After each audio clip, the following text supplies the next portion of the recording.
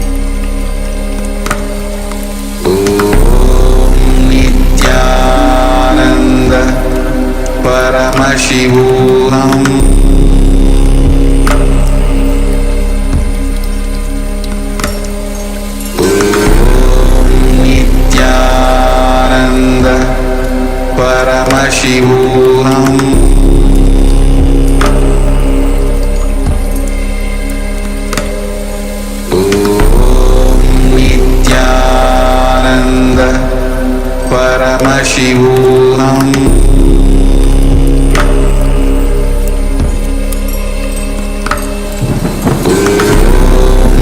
Nithyananda Paramashivoham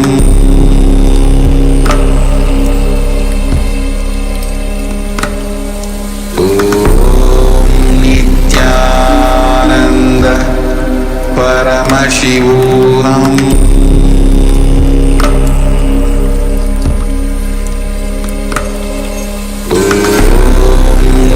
Nithyananda Paramashivoham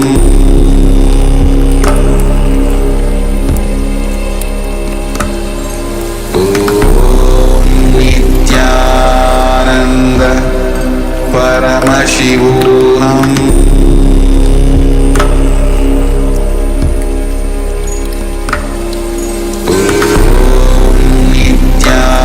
Nithyananda Paramashivoham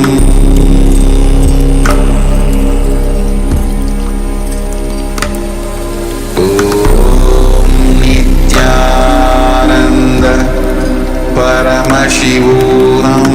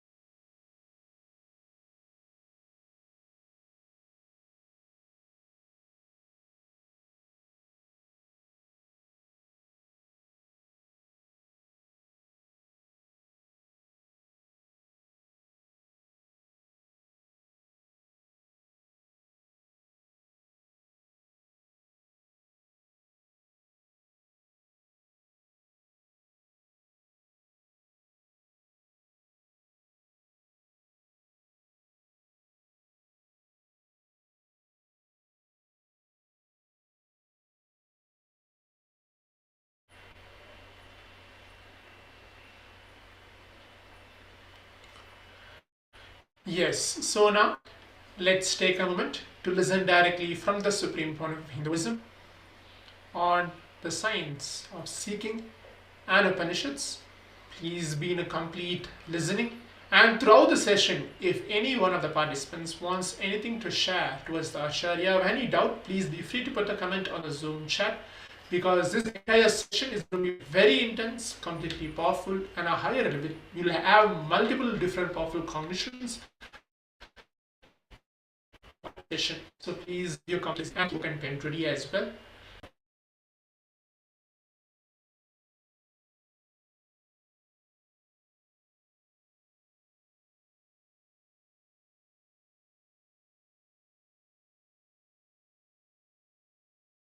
Sambudhim cha vinasam cha yastat vedo bhayagumsaha vinashena mrityum tirtva sambudhyam mritamashnute. Just simple two line. It's the 14th verse of Isavasya Upanishad, the first Upanishad. I'll give you the translation. One who cognizes the pure essence of these both, the imperishable consciousness, the cause of manifestation, and destructible, the perishable, manifested entities. Simultaneously, such a person completes with the fear of death and transcends death by worshipping or by knowledge of the perishable entities and reaches the imperishable consciousness, celebrates the nectar of immortality and bliss, the eternal space of oneness. Now listen. It's a literal translation I read out. The key word in this whole Upanishad, you need to understand what Upanishad is trying to convey it to you. Listen.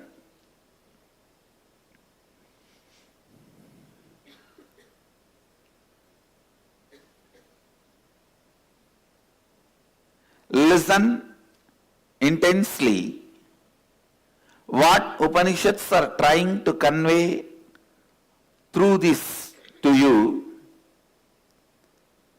The first thing, the key word, what you are worshipping in your life. Please understand.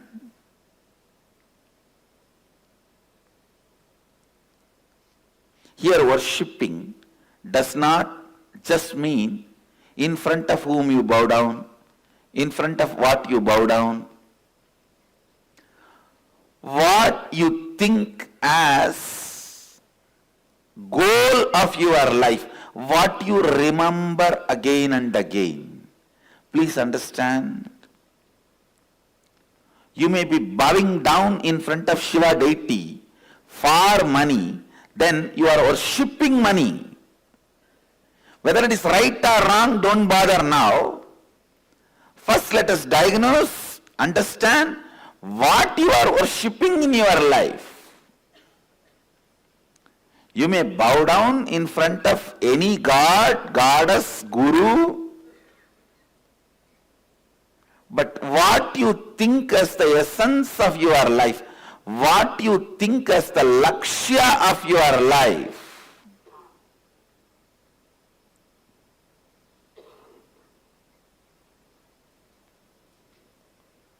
that is what you are worshipping.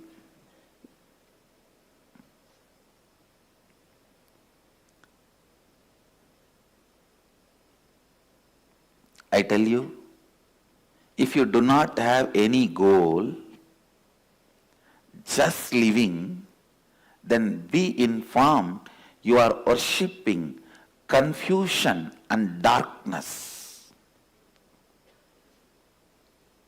Now there are many people, I am telling you.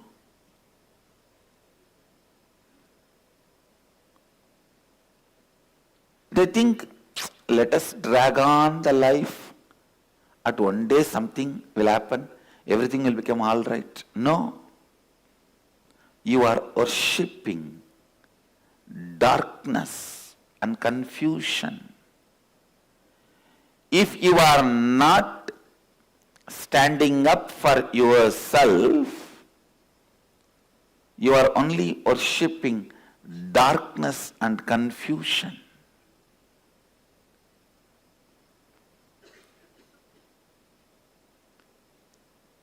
The key concept in this Upanishad is, what are you worshipping?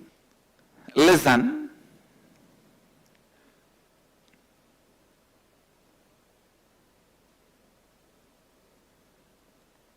When Upanishads say, Sambudinja vinasancha yastatveto bhayagunsaka vinashena mrityum dhirtva Sambudhyam mritamashnute.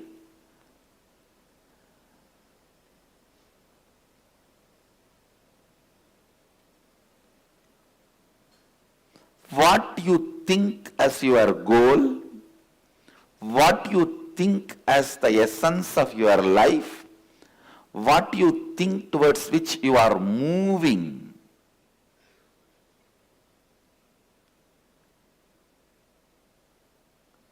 in your life, You are worshipping that.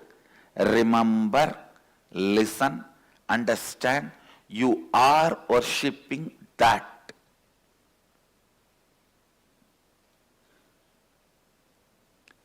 Today I wanted Vakyartha Sadas on this subject. All the Gurukuls, Vakyartha Sadas groups all over the world take up this subject. What are you worshipping in your life? What you think as goal of your life? For some people, it may be money. For some people, it may be pleasures. For some people, it may be name and fame. For some people, all of this, part, little. For some people, just confusion. I tell you, there are people who worship confusion.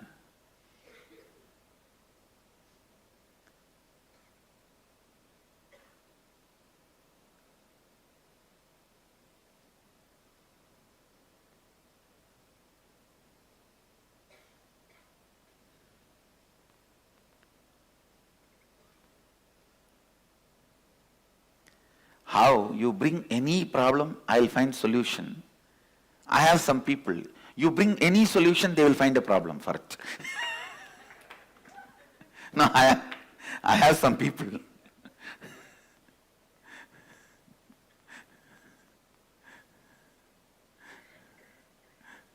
Even in my own Sangha, I have some people. You bring any solution, they will find problem out of it. I call them confusion worshippers. Worshipping confusion. Worshipping the status quo. Worshipping the inaction. Worshipping the non-transforming, stuck-up space.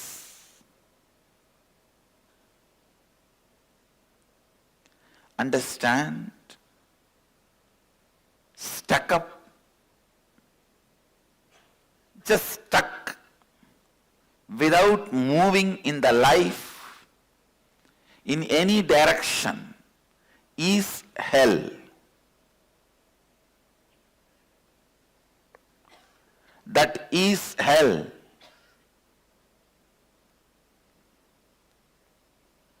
Stuck without moving in any direction.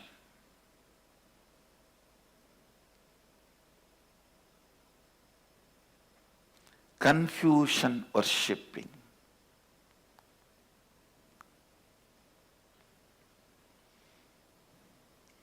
First find out what are you worshipping in life. Second, how much is consciousness and how much is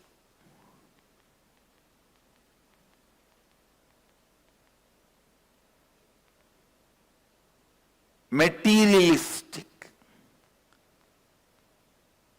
perishable. Look in, find out how much is imperishable and how much is perishable.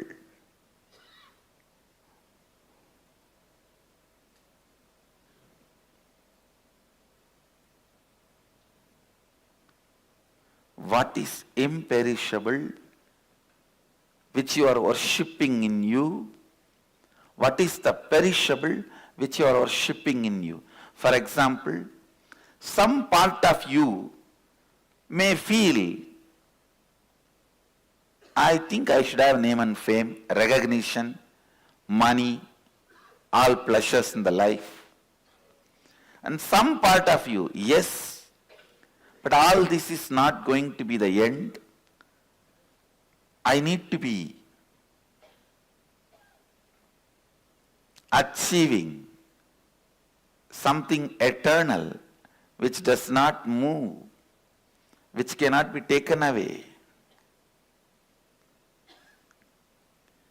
Just see how much of you wants perishable, how much of you wants imperishable.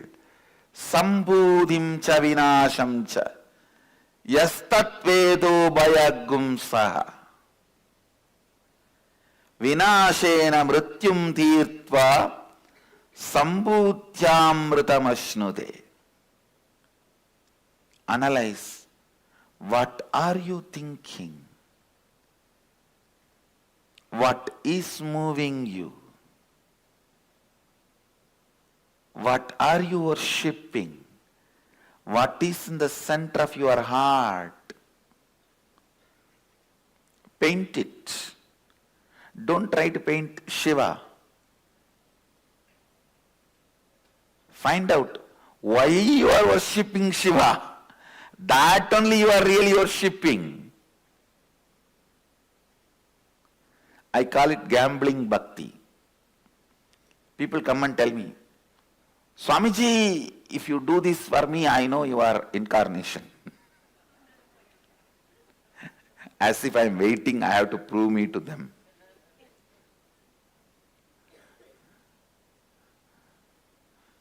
Gambling devotion. So they gamble.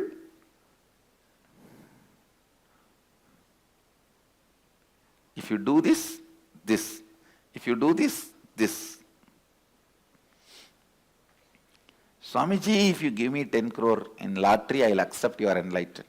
Or if I give 100 crore, you will accept I am incarnation. If I give 1,000 crore, then you will accept I am a god. So I have to establish my godhood by giving 1,000 crore to you in lottery. Understand? When the devotion, feeling connection happens, you being showered with what you want is different. When there is a gambling game is going on, your so-called devotion is different.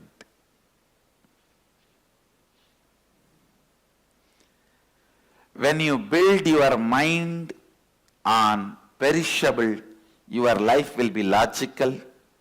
If you build your mind on imperishable, your life will be magical.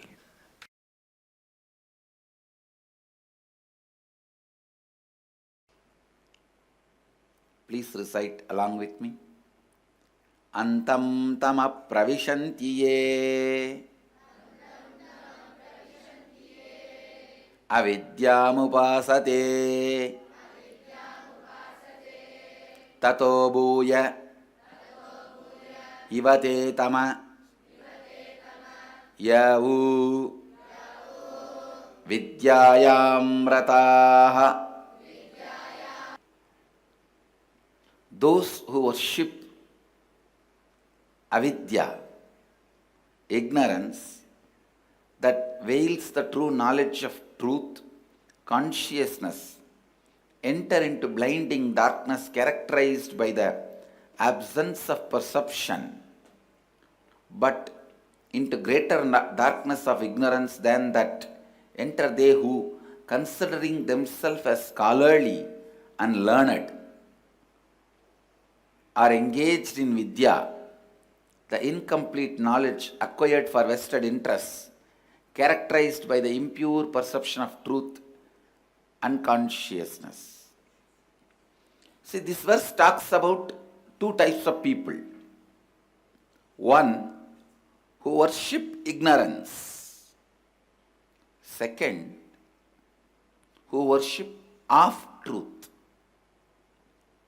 Knowledge for the sake of vested interest, not for the sake of knowledge itself. Understand? Knowledge for the sake of vested interest, not for the knowledge itself. When you start worshipping the knowledge for the sake of knowledge,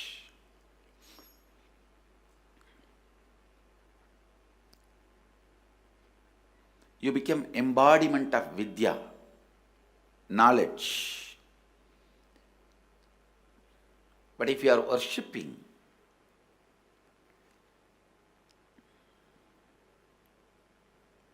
the knowledge for some other vested interests, as I was describing few days before, for the sake of luxury or for the sake of any other comforts, if you stop seeking,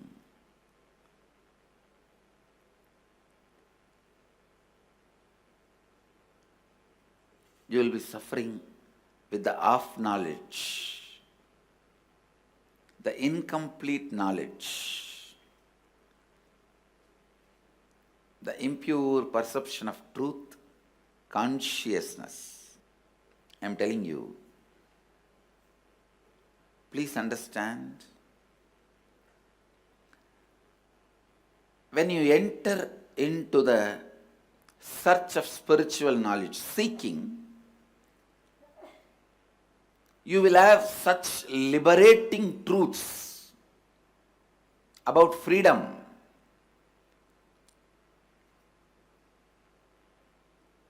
all-powerfulness. All these great truths will be told. But be very clear, unless they become experience, don't try to mess up with the concepts of freedom. Please understand, most of the time, giving into your patterns, you will start declaring as freedom. You will say, after all, I am enlightened, I am a soul, I am free. Then finally, go and eat the beef. Ramakrishna says beautifully, an example.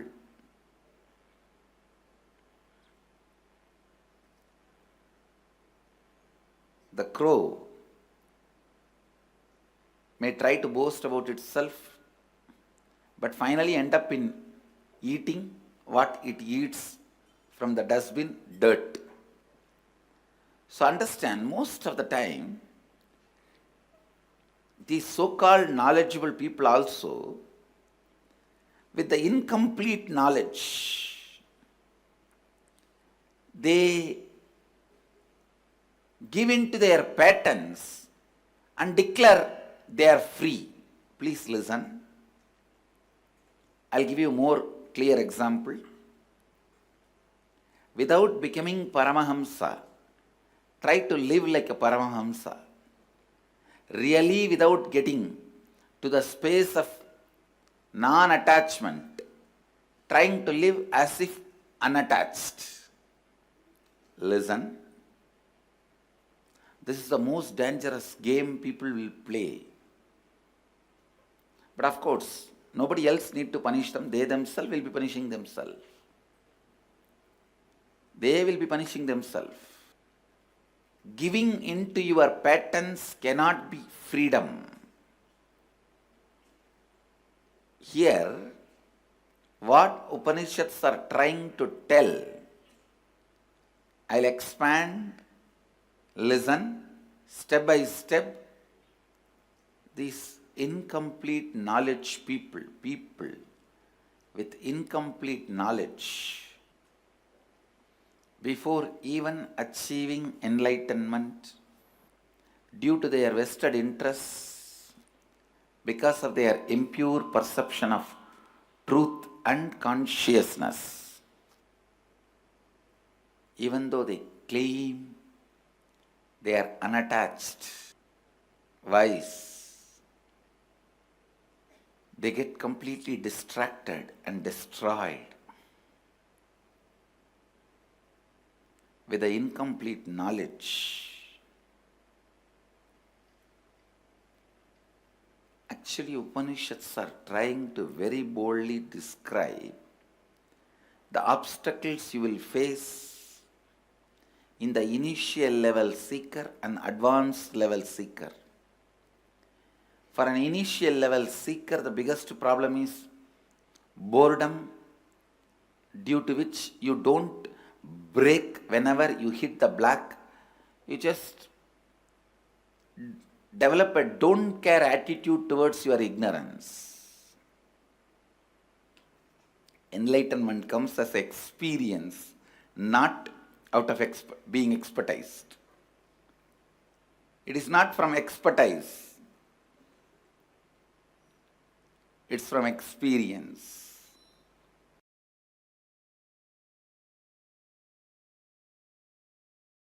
Agnenaya supadaraye asman vishwani deva vayunani vidvan yuyotyas majjuhuranamena bhujishtande nama uktim videma. O Agni, the fire god, knower of all our actions and all that is worth knowing, you must take us along the righteous and auspicious path of completion, leading us to experience the supreme consciousness, the original space of complete completion. O God, consciousness, may you remove all our incompletions that are obstacle in our good path of completion. Beyond coming and going, birth and death, unto you we surrender with many reverential words, bowing down again and again. Listen. If I squeeze this whole 18 verses, the essence I see is intense seeking. Seeking is the way God in you wakes up. Understand? Seeking is the way the God in you wakes up.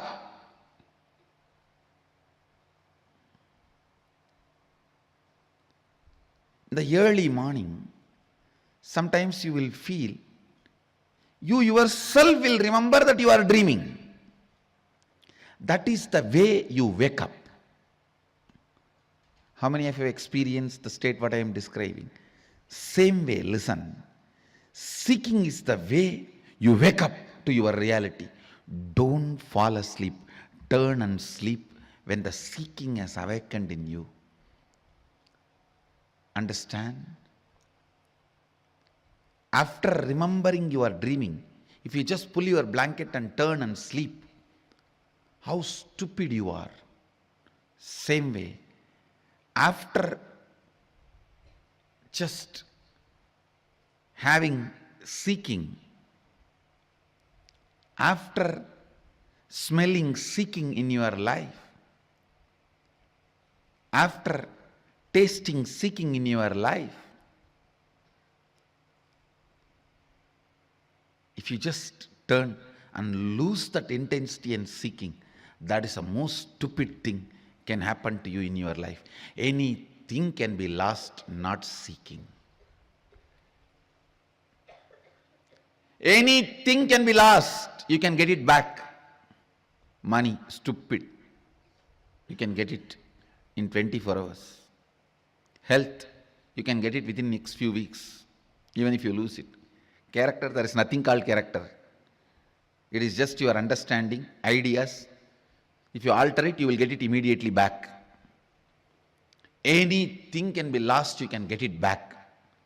Not seeking, because seeking is not something to do with mind.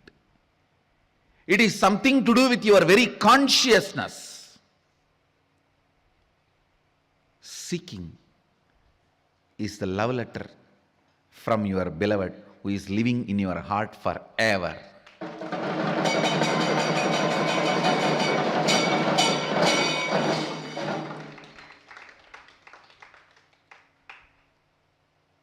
If you miss that, you may have to wait for ever and ever to get the second letter. Understand,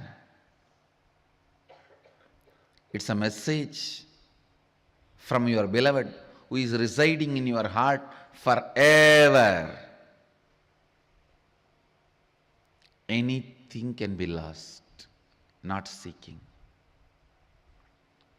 Body can be lost, you can have immediately another one, because tons are there in the planet Earth. Billions of bodies are there. Mind can be lost, immediately you can make another one. Understand, anything can be lost, you can get it, not seeking. constantly,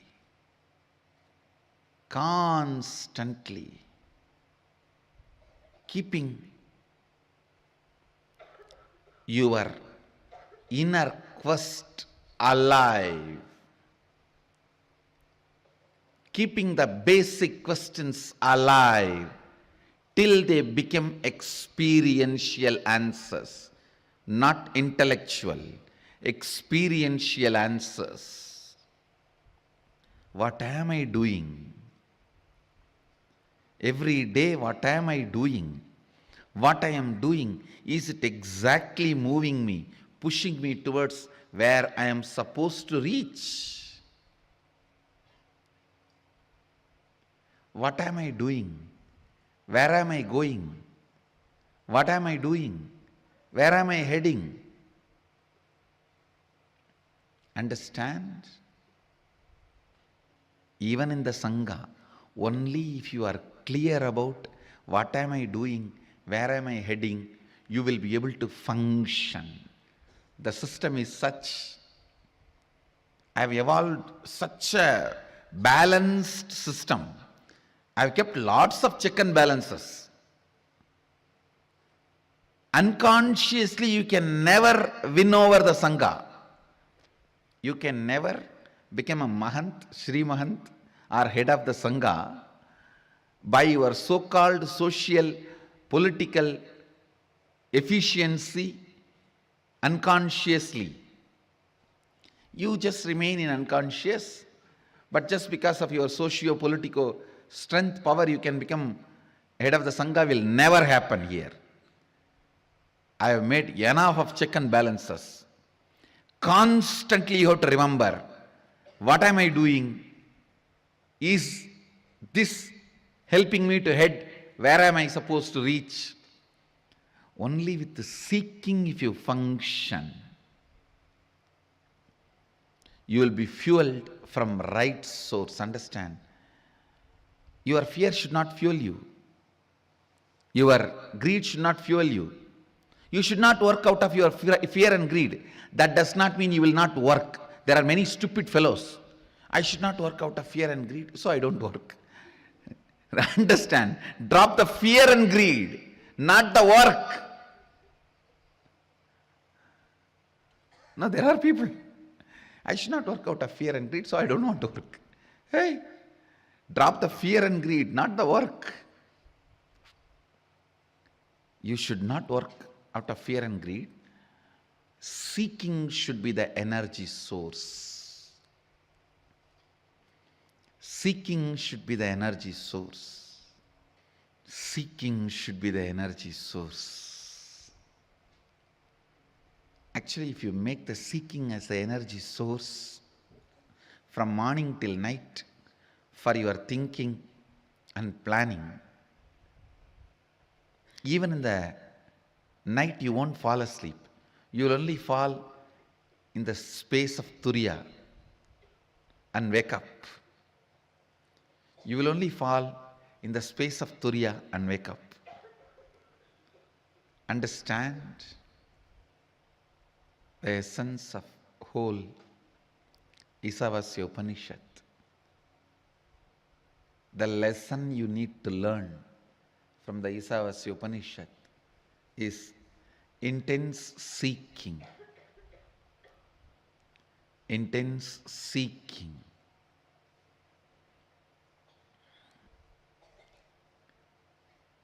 The 18th verse emphasizes on praying and surrendering. Ultimately, man cannot make it. Only God has to make it. Only He has to make it for you.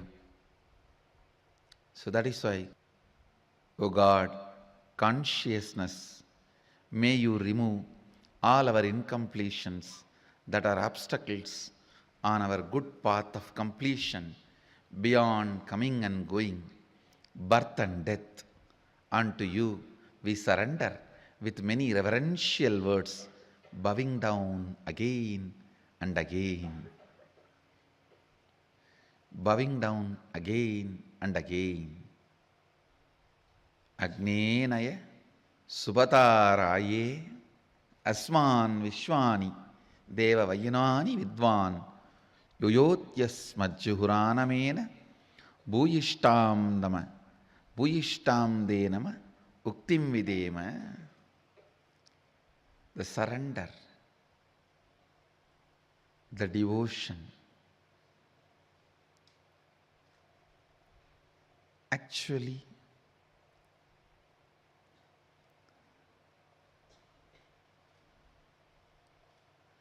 when your bioenergy is kindled, awakened, the devotion and surrender will be the first thing happening in your biomemory. That will be the first thing happening in your biomemory.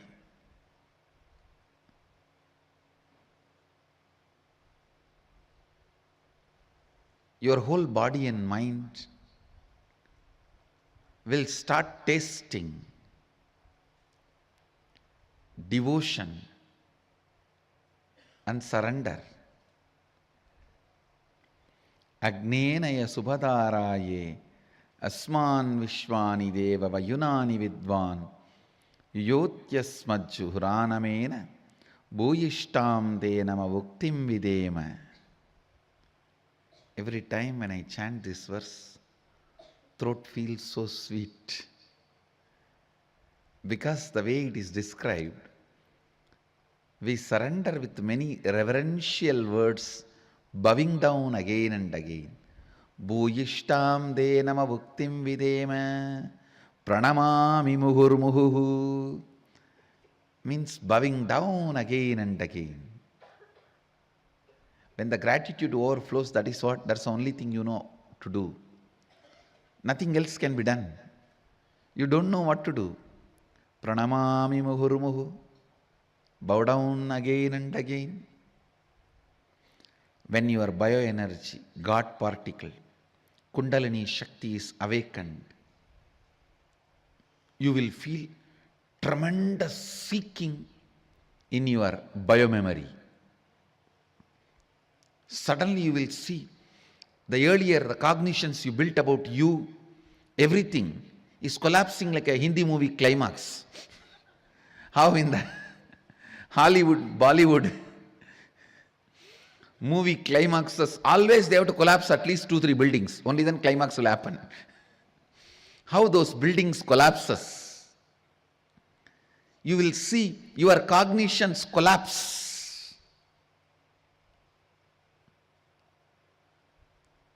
Not for bad, but for good. Because the right expansive cognitions will start happening, I tell you. That is why I am saying, when the seeking happens in your life, 10 times more you should be micromanaging and planning. Only then the seeking is being filled in your biomemory, or your biomemory is getting shaken by that seeking.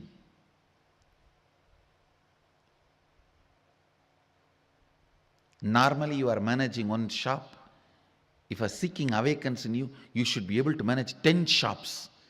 And the seeking fire, only then your seeking is penetrating into your biomemory. Otherwise, somewhere the wrong tube connection, it goes somewhere else. Understand. When the God particle, the Kundalini Shakti, bioenergy awakens in you, the first thing will happen, your biomemory will be shaken with seeking.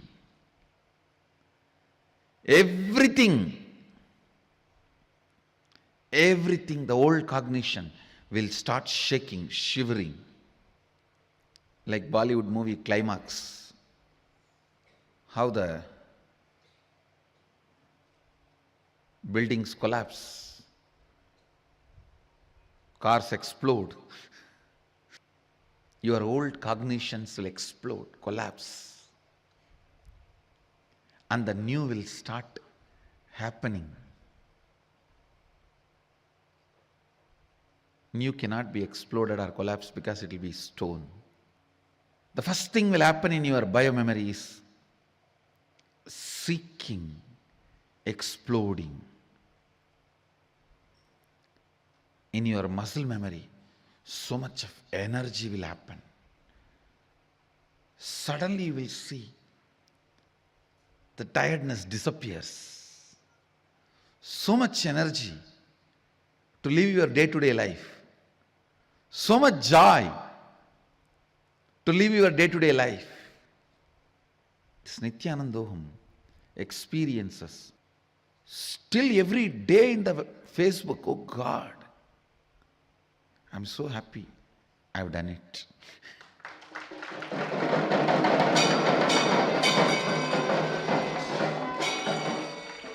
Every day, stories after stories. We are in different world. We have not stopped smiling.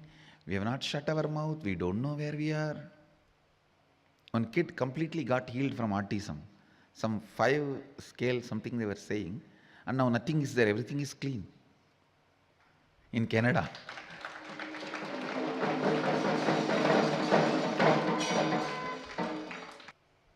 I am venturing into the next experiment. Loading that same frequency of bioenergy into Spatika Linga. I am loading into 3 Spatika Lingas.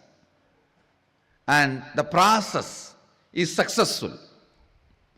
Understand? First time I am venturing into this. Same frequency of that bioenergy, loading them into 3 Spatika Lingas, and I am sending it. Anybody who gets the darshan, touches or does any puja, you will have the same effect of Nithyanandoham process darshan.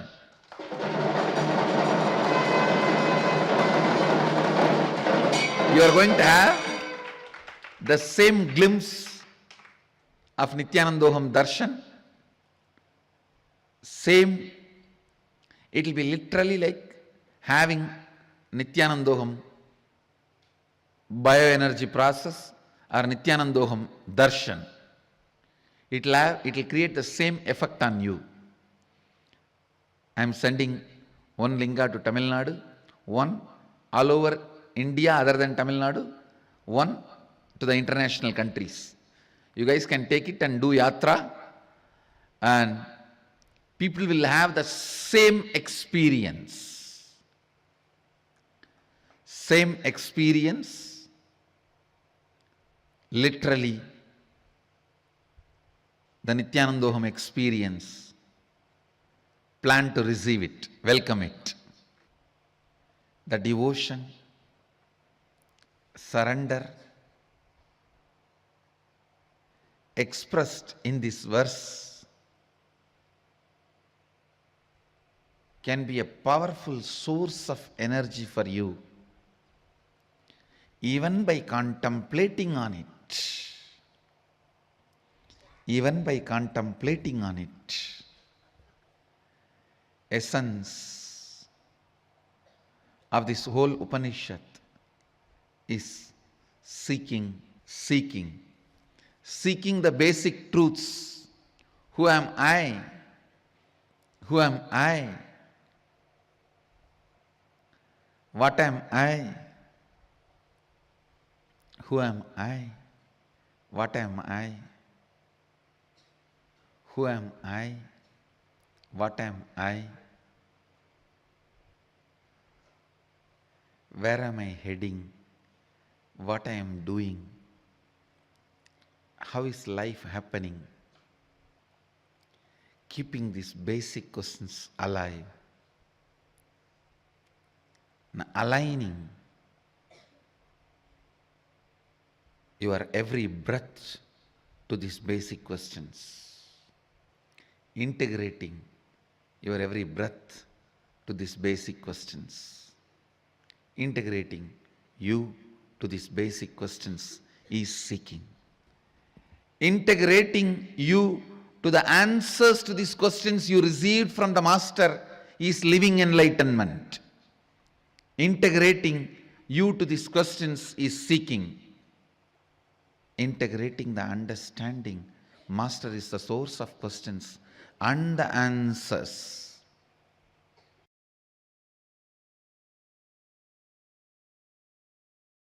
Please recite along with me. Anyadeva kurvidyaya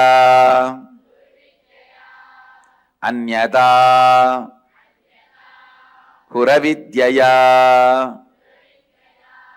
iti shushruma dhiranam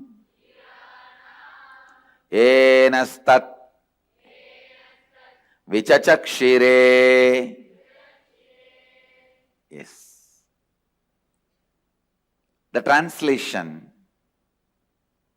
It is said that by Vidya, the knowledge cognized from the right context of grasping the truth, consciousness, and the superficial knowledge acquired from the wrong context of grabbing without cognizing the subtle truth, certainly a different result is achieved.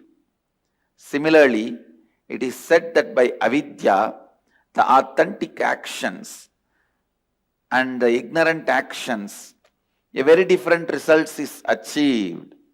Thus, have we listened from those wise beings who have explained that absolute principle to us. Essence, the sacred secret, the key truth from this verse. The context you set for you. Please understand. The context you set for you before entering into action or life is more important than your decision of entering or not entering into life and what you do or don't do in life. Listen once more. The context you set before entering into life is more important than what you do or don't do in your life. Context. If you set the context of bhakti, your travel becomes pilgrimage. Food becomes prasada. Water becomes tirtha. Ash becomes bhasma. Music becomes kirtan. Man becomes human. Understand, setting the context is much more important than the action, commission or omission of acts. Doing something or not doing something. Doing something or not doing something is not that important than the context. So all the outer world rules and regulations, whether it is simple traffic rules or the law of the land, is based on the action performed. Commission and omission of acts, because outer world can understand only that, outer world functions only with that, outer world can measure only up to that. In search of stability and surety, possibility is forgotten. Listen. Yes, outer world can grasp only that, whether you walk in the left side or right side. you should walk or not, in the left side or right side. It can only go to that extent. Outer world can understand only that extent is not wrong, but they try to become fanatically declaring only that much exists is something seriously wrong.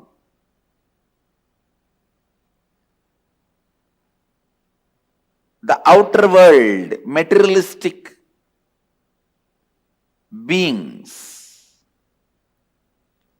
developing rules, regulations, laws, whether we should walk in right side or left side, whether we should go in left side or right side, whatever. Forming those rules, nothing wrong, useful for day-to-day life. But when they try to declare, there ends the matter of life. Nothing further exists. Something is seriously wrong. Then something is seriously wrong. Things which may be conducive, guiding you in day-to-day life, may not help you, may not be conducive, may not be useful in life and death life. Understand? There is something called day-to-day life and something called life and death life.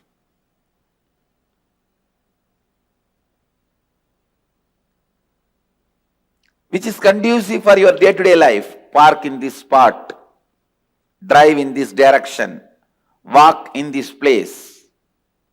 These are conducive for day-to-day life.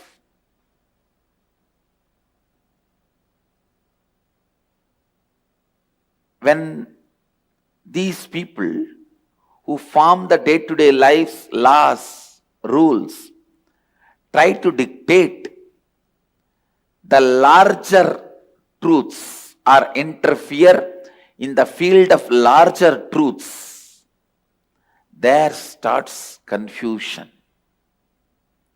There starts ignorance. There starts manipulation. There starts exploitation. There is no lane system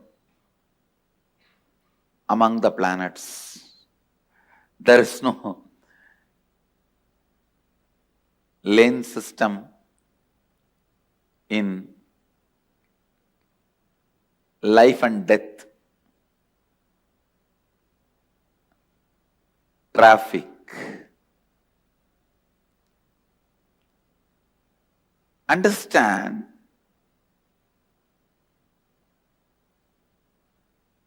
the context set for day-to-day life may not be sufficient for life and death life.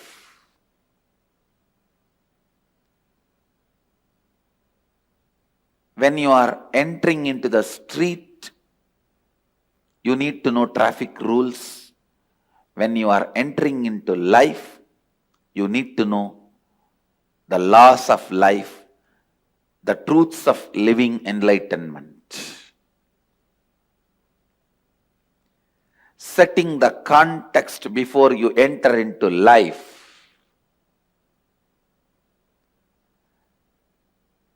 Please understand, life has no remote control. You have to get up and change it. Life has no remote control. You have to get up and change it.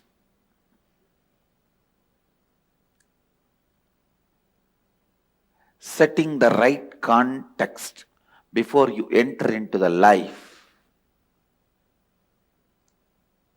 If you have the right understanding and context, so much of activism,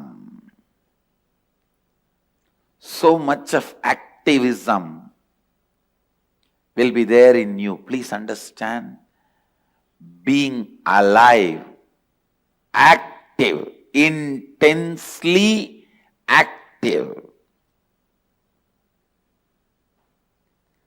is one of the first qualification for spiritual life.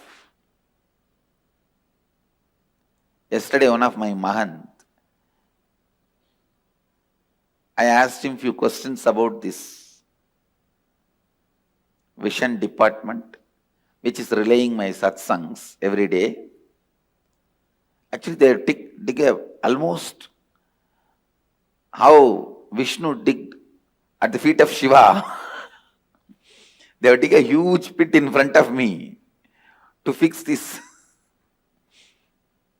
All the electronic equipments, I was asking about it, and some security issues I was talking.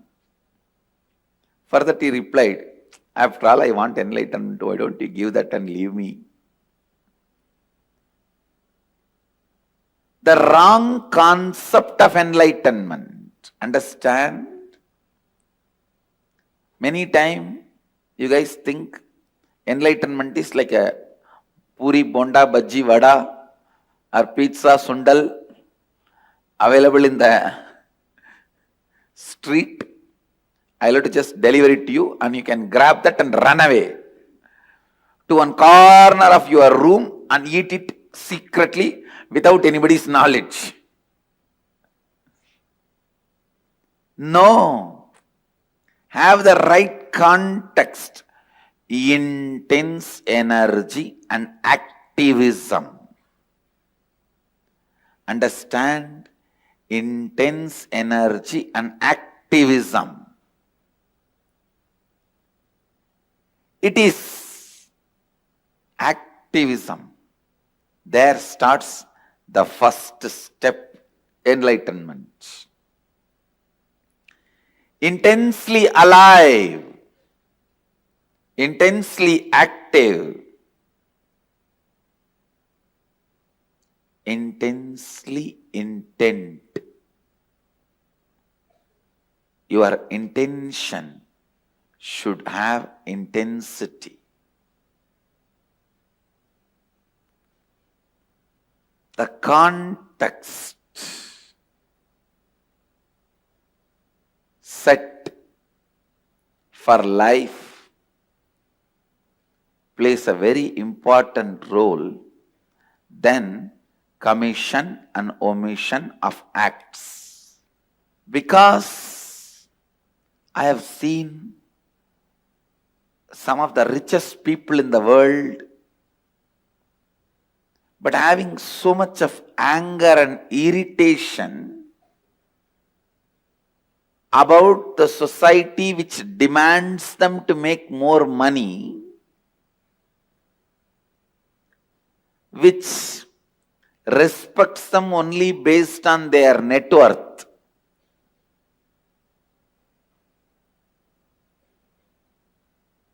Which constantly makes them to run to keep their identity alive. Please understand. I have seen some of the poorest human beings in the world who earn meal by meal. Not even they earn full day salary.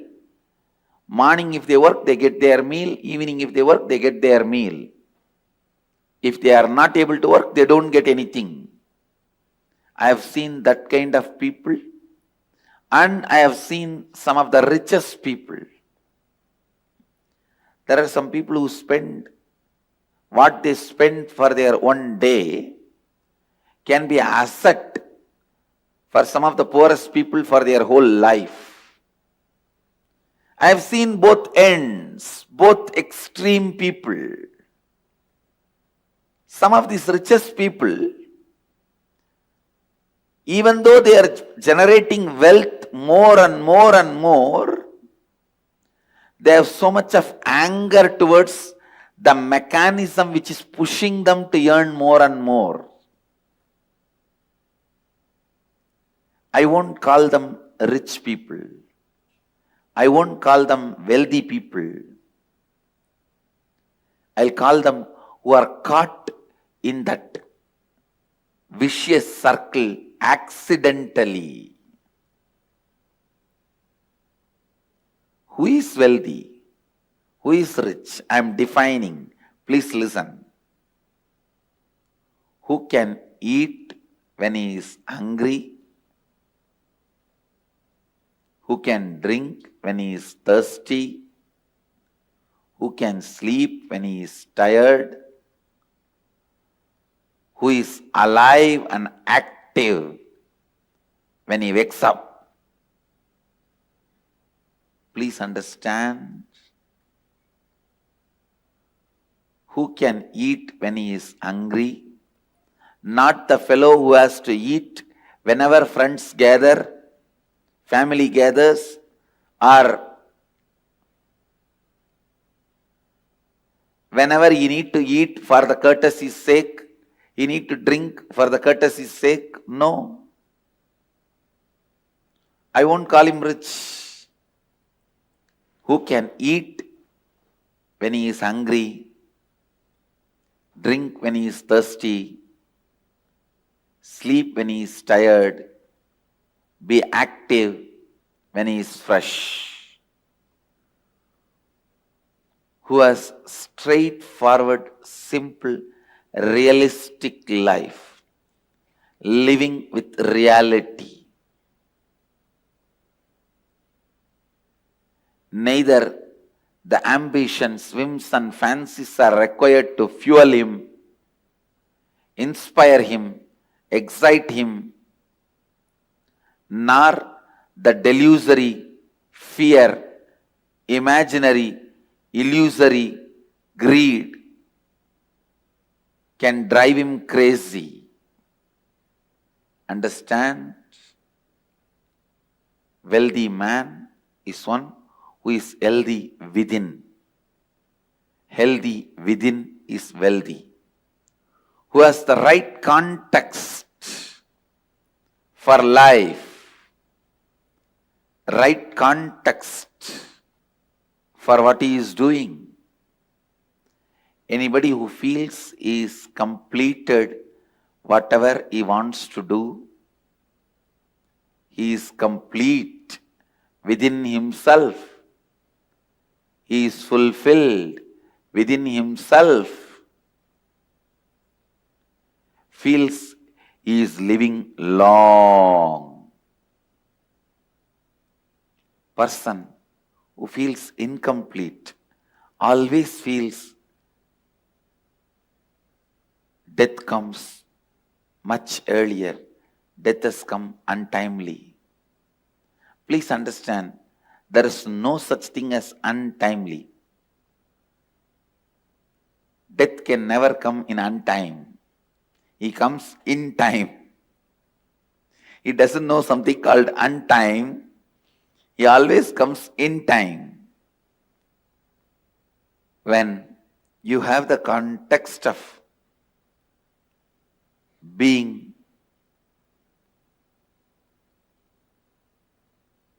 in the space of fulfilled, content, complete, you feel life has so much to offer. It's so rich, so vast.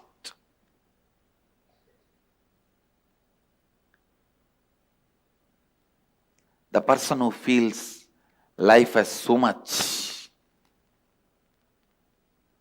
to offer, life itself is too much, is wealthy. He lives wealthy life.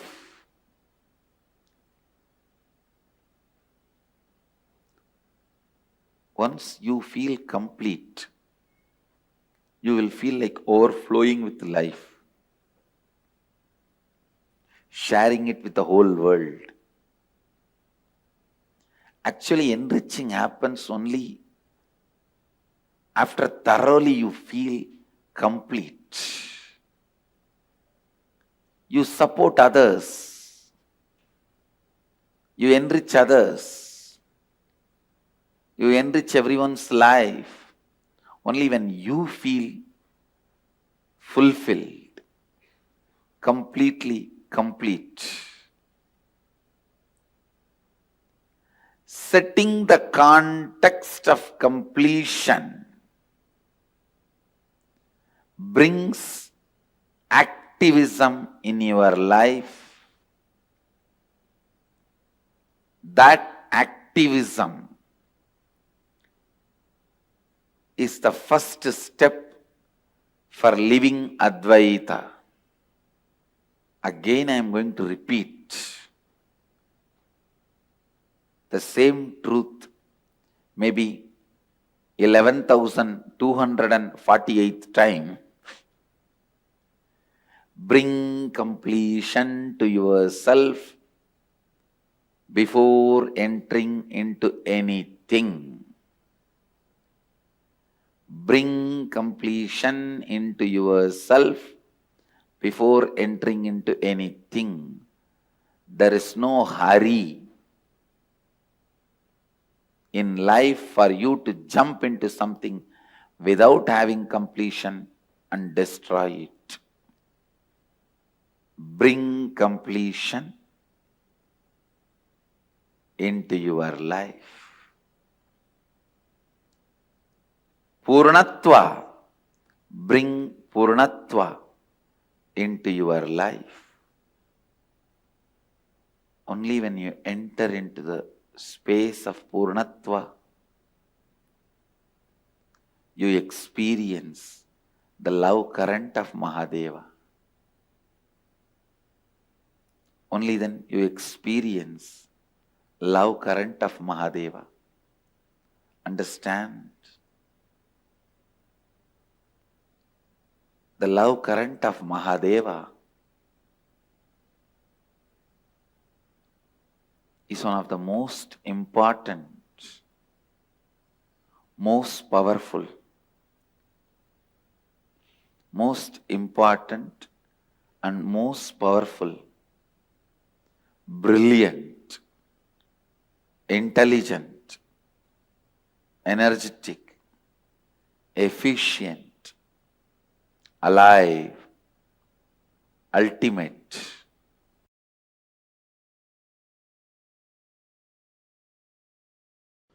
Pushanne garshe yamassurya prajavatya vyuharashmin samoha tejo yatte rupam kalyanatamam tatye vashyami yosavasau purusha sohamasmi. Listen.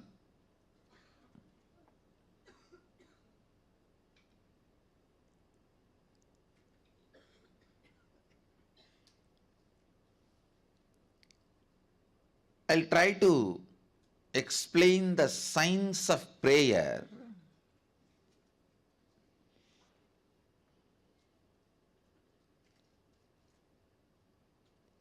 usually. Mind always operates from duality. If you utter a word, he is not good, means already you came to the conclusion he is bad. You can't take a stand, he is not good, does not mean he is bad. Let us stop with he is not good. You will never take that stand. As a natural flow, your logic is always taught to take the extreme stance. The moment you hear the word, he is not good, immediately he is bad. Understand, duality keeps the mind alive. Duality keeps the dilemmas alive.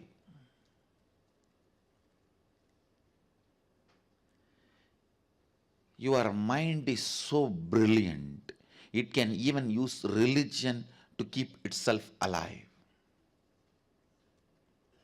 Please understand. It can even keep religion. It can use even religion to keep itself alive.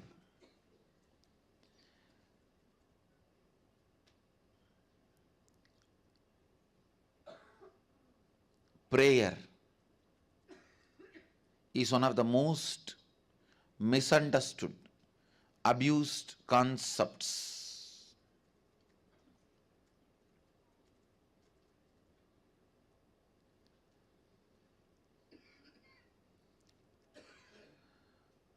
the moment you are asked to pray, the moment you need to put the God in the high pedestal, you always decide to put you in low pedestal.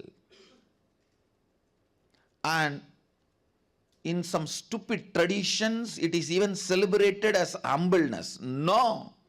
Understand, humbleness is not thinking less of you, it is thinking less about you. Understand, humbleness is not thinking less of you, it is less about you.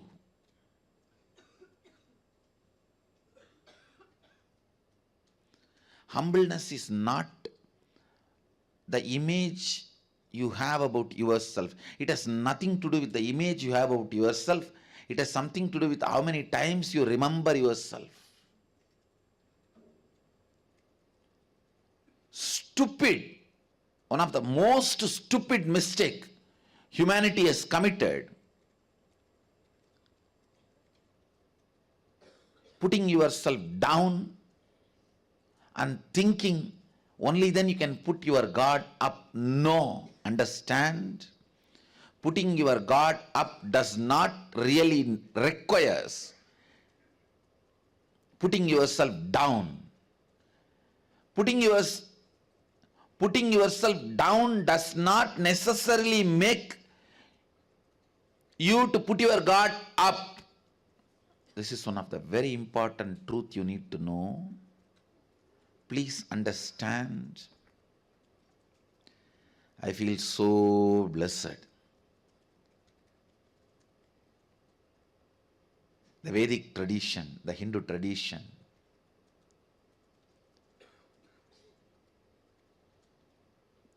reveals the science of prayer so beautifully. Actually, this verse forms the basis of the celebrativeness of Hindu tradition.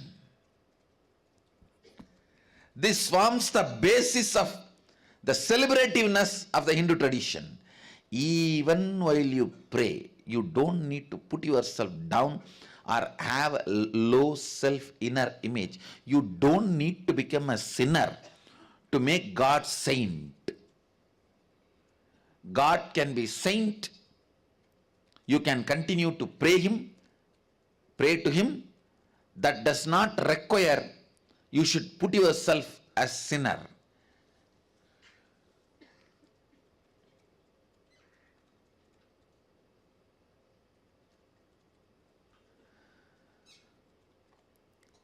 In any form,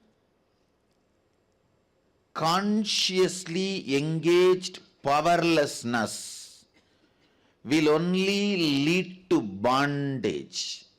Whether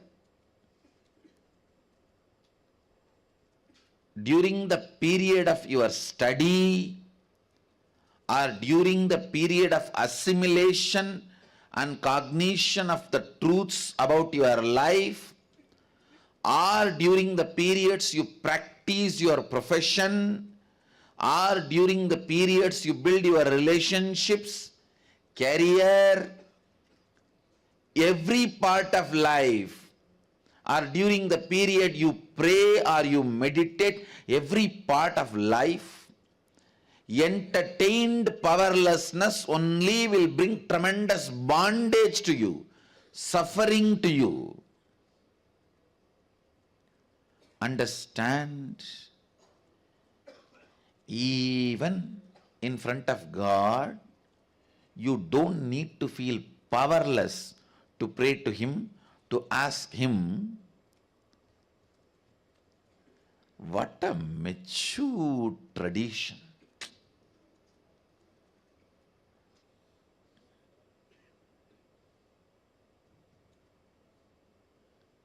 I'm going to create a hashtag, blessed to be Hindu, and go on adding. See the maturity, the duality keeps your mind alive. Even while you are praying, don't entertain duality, which is source of dilemmas. Even while you are praying, even while you think you do not have something, you miss something, let powerlessness not be entertained in you. Understand, most of your concepts about God is so stupid.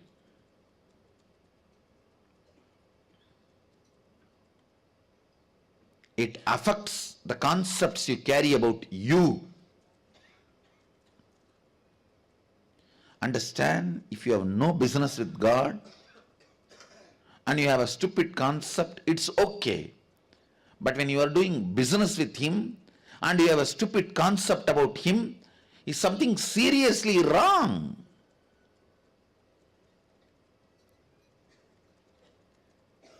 Especially when you have a stupid concepts like if you have to put Him in high pedestal, you have to lower yourself, which is, I can say, the greatest sin. You are bringing it upon yourself, which will be very difficult to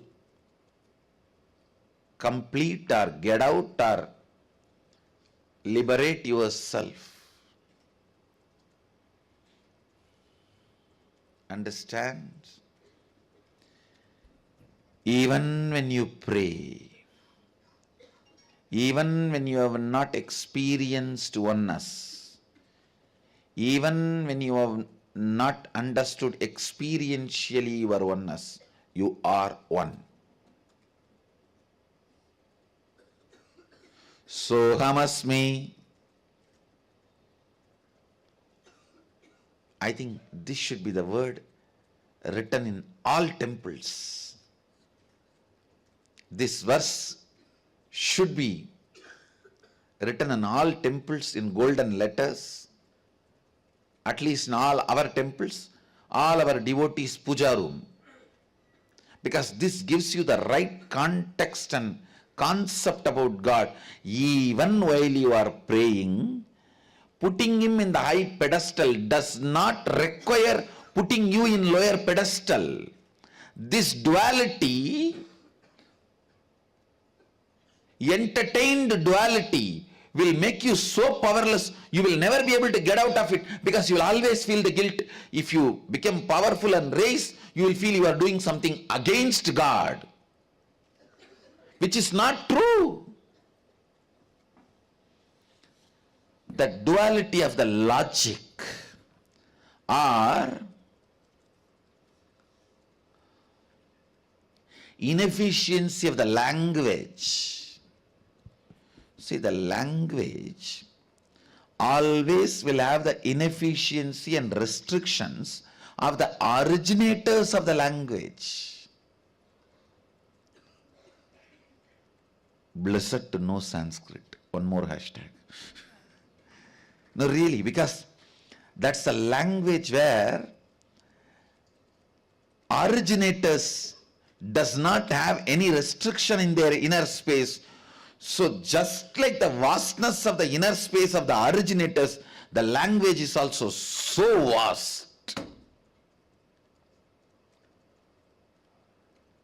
This concept, putting yourself lower, is not a prerequisite. It is not necessary for putting the God up.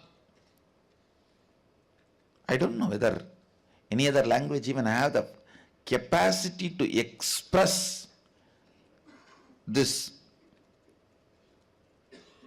truth without the restriction of duality, because all other major languages function based on the duality. Is good means is not bad, is not good means immediately is bad.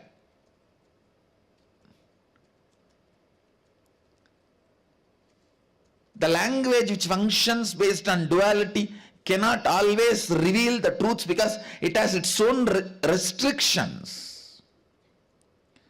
Blessed to be Hindu, blessed to know Sanskrit, to understand Hinduism in its original form.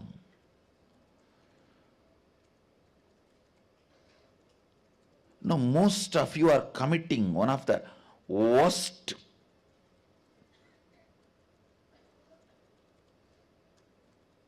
sin. You are building a self-torturing pattern in the name of prayer. Because you are always taught, put yourself down to put God up, which is not true.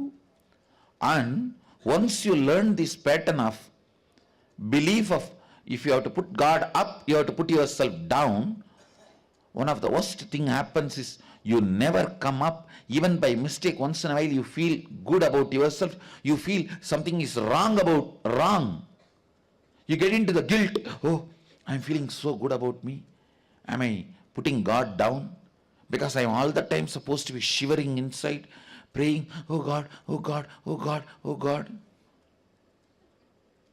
No, that is one of the most dangerous belief systems you build. In the name of religion, I tell you, slavery was never abolished. You are only made to think so.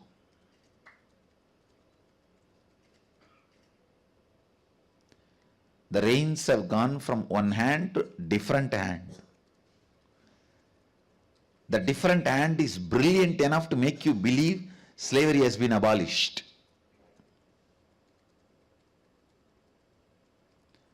Whether through religion or through the food industry, pharmaceutical industries, the slavery continues to be maintained. Please understand. People will go to any extreme for the sake of power.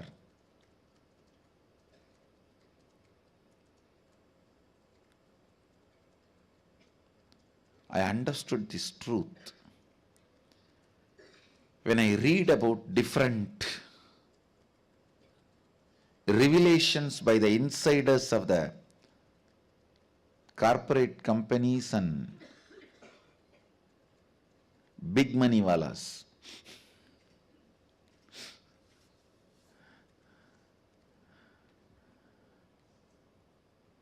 Listen.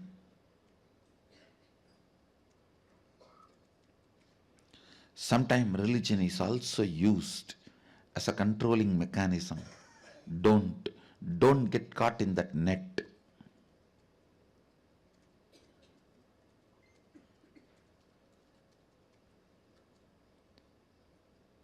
The 16th verse of Isavasya Upanishad sets you free from all possible slavery related to mental games.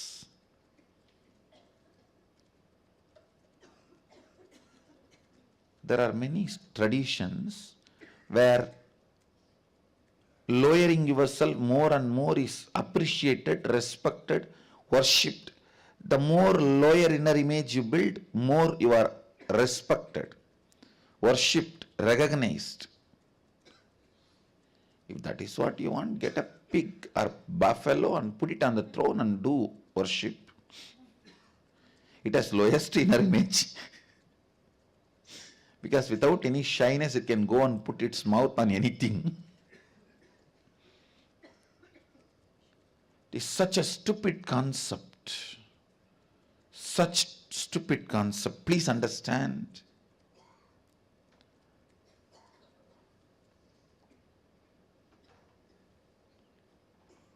To put God above, you don't need to put yourself down.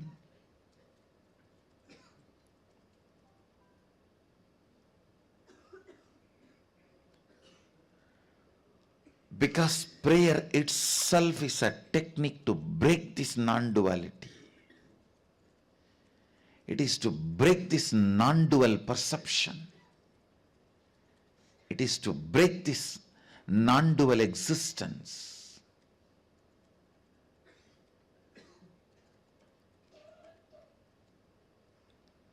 Lower inner image. Understand? The lower inner image.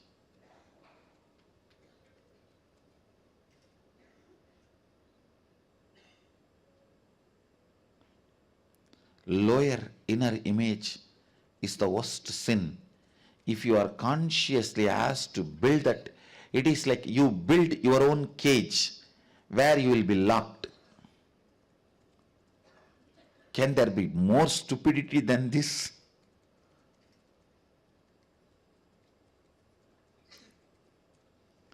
The verse is very clear, the sutra is very clear, rishis are very clear. Even when I pray, I am you. Understand?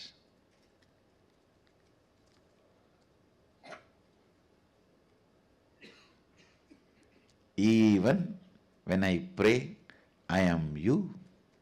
Sohamasmi. It's not that only after realization.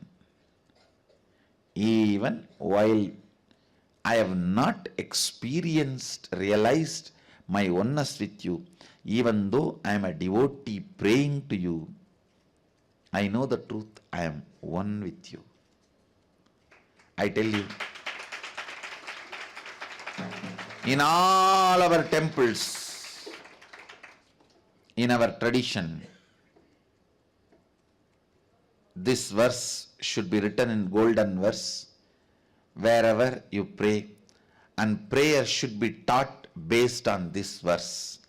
This is the definition of prayer. Even while you pray, remember, God is above, true. But you don't need to be below.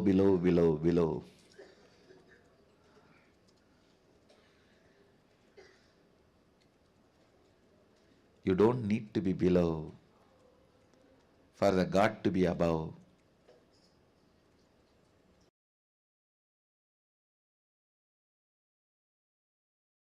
Kuruvanneveha karmani jijivishetsadaggu samaha evam tvayinanyatetosti na karma lipyate nare.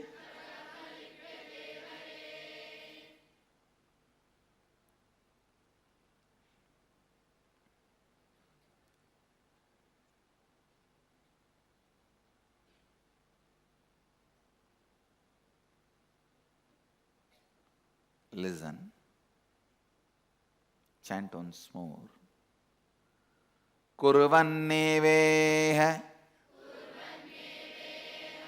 karmani jijivishetsadaggu samaha evam tvayinanyatetosti na karma lipyate nare.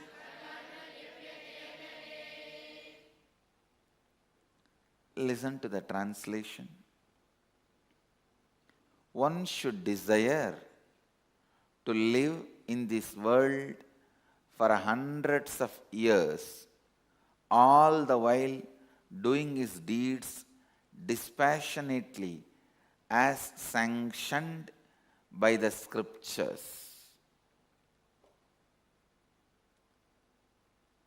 and treating them as his offerings to Ishvara, or the quintessential Supreme Lord is the Lord of all creation.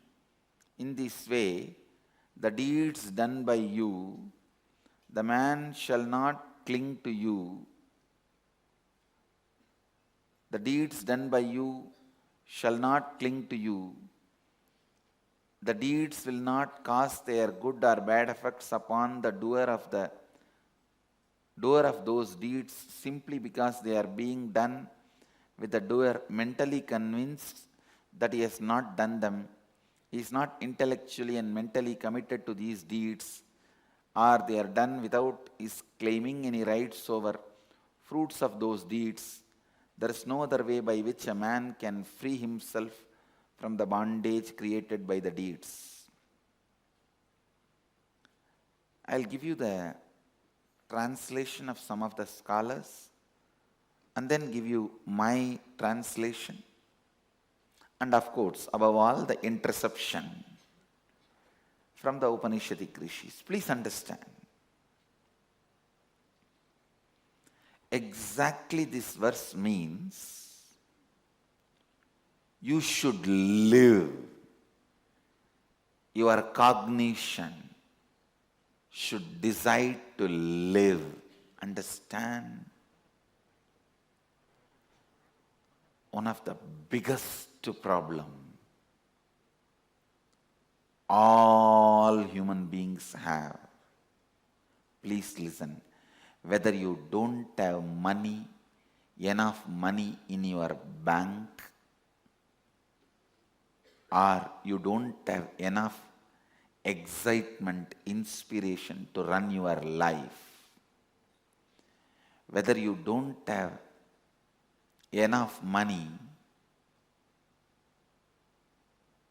to run your life outside world, or you don't have enough energy to run your body, you don't have enough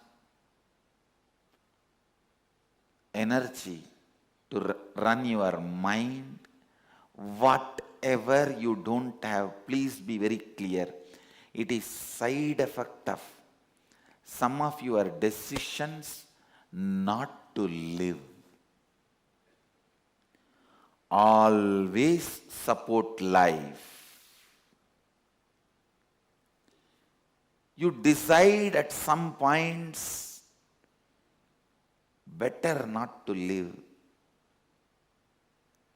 Instead of living this kind of a life, better not to live. Please understand. You should always think, I will live in a better way, wherever I need to transform. No question of better not to live than living in this way.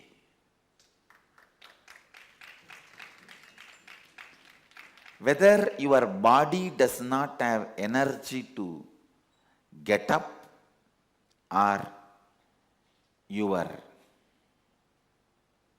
mind does not have enough excitement, whatever you may think you lack is nothing but the side effect of the decisions you did in your past against life.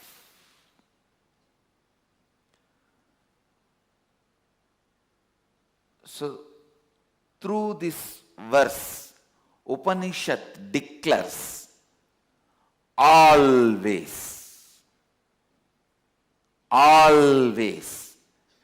decide for life. Kurvan neveha jijivishe. Listen. Kurvan neveha karmani jijivishe chadaggo samaha. Kurvan neveha karmani jijivishe chadaggo samaha. Always, always, always, at any moment,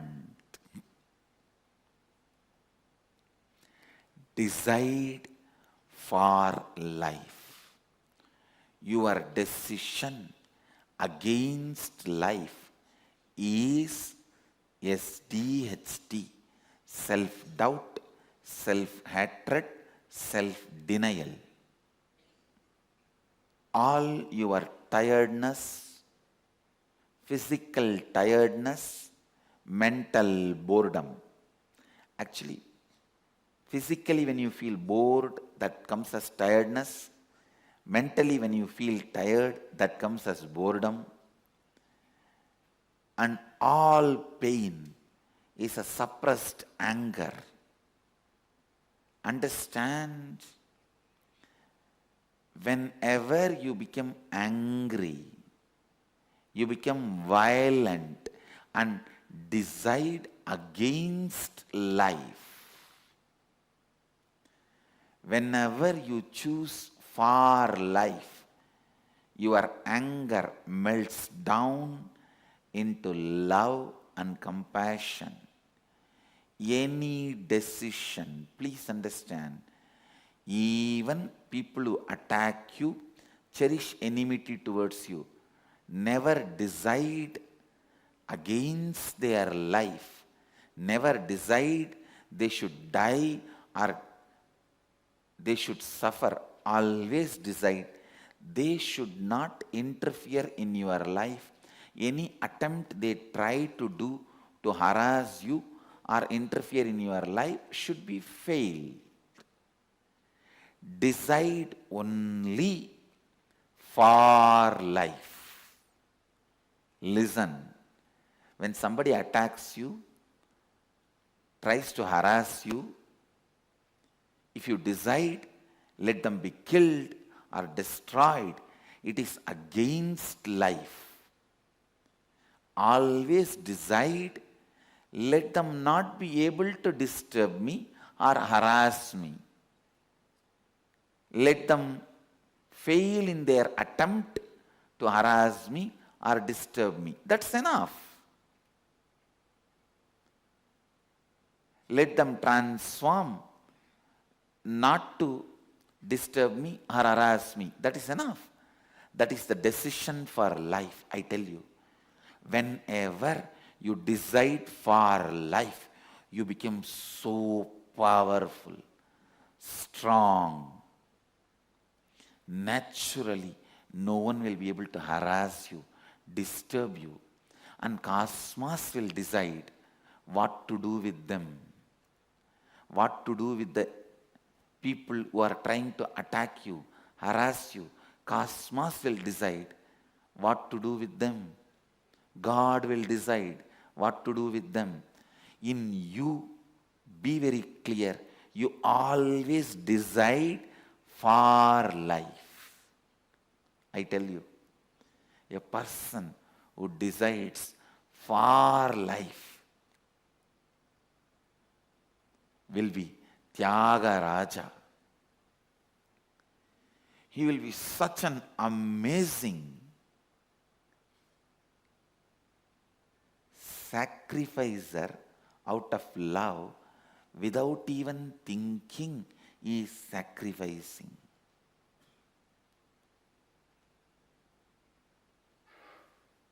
Listen. Tyagaraja.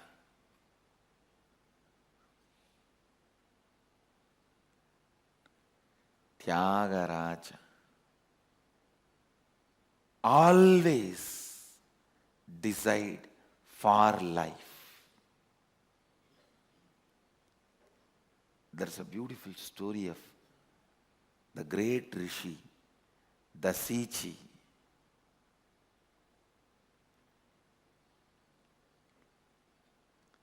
He even gave up his own body, his own spine, to be used as a weapon for the victory of the gods, Devatas. Always deciding for life. He did not decide against his life. He already achieved what he needs to achieve through his body. That is why he was ready to give it if it is going to be useful for somebody.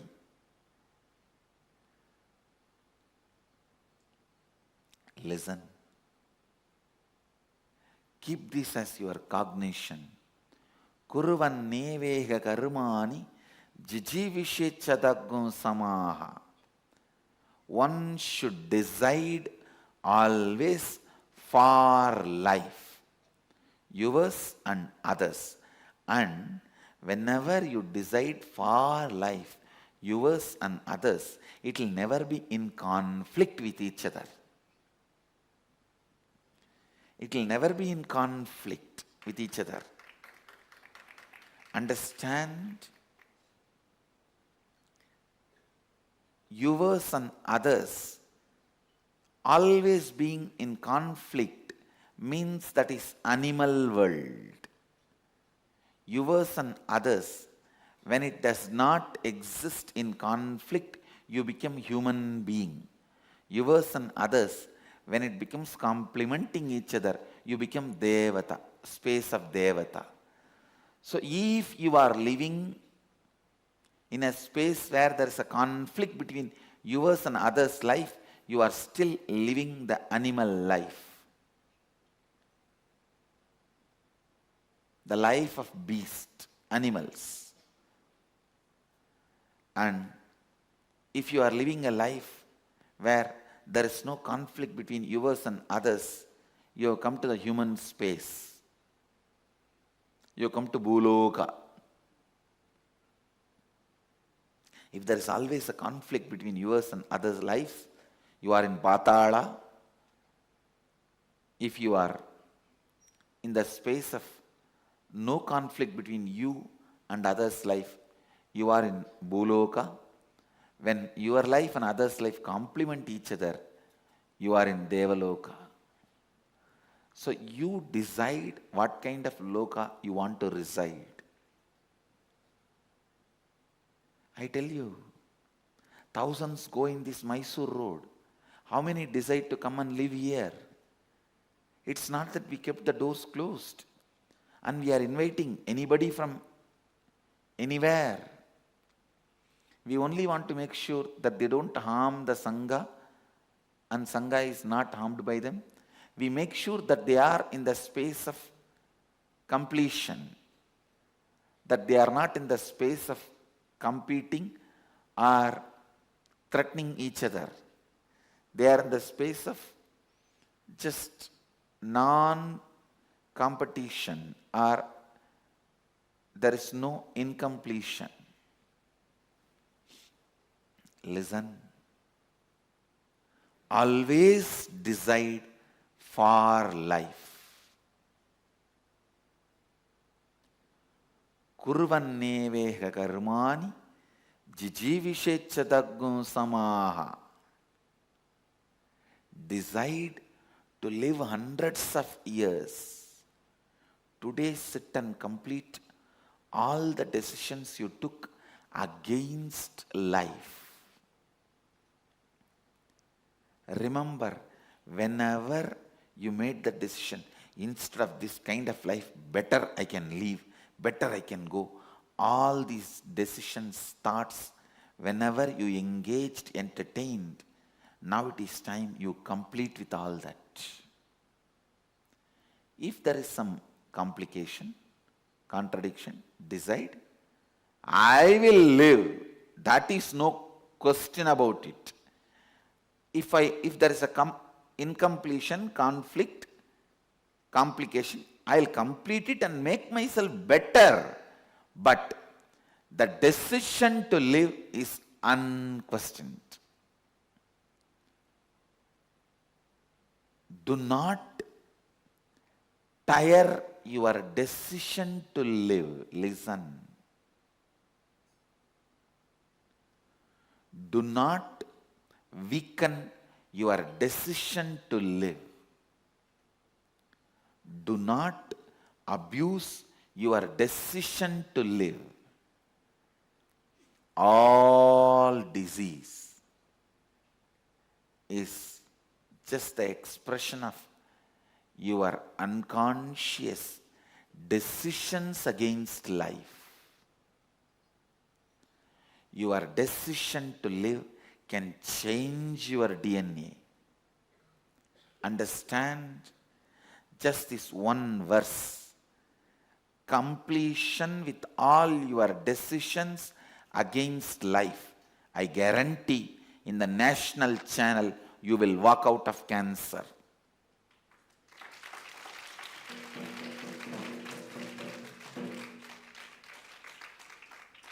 The satsang is live now in one local channel, Arra Live, Arra channel, ARRA, am I right? ARRA, and national channel Sadhana TV, and international channel Nithyananda TV. I am talking with responsibility, with all my integrity. Listen. just this one verse, take it as a command from cosmos, command from Dharma Devata. Dharma Devata serves Kala Bhairava as a dog. The dog of Kala Bhairava is Dharma Devata. Dharma is the dog of Kala Bhairava. Understand, it is directly from Upanishads. Decide for life. Complete with all your decisions against life. Knowingly, unknowingly, whenever you decided against life, now complete all that. That is enough. Your DNA will have different programming, different energy. All your decisions against life should be completed. Incompletions created against life should be completed. And all the incompletions against life, all your decisions against life will be rooted in fear, and your wrong belief you may not be able to live. Creating a delusion you may not be able to live, and convincing not to live, and making you decide not to live and not living is fear.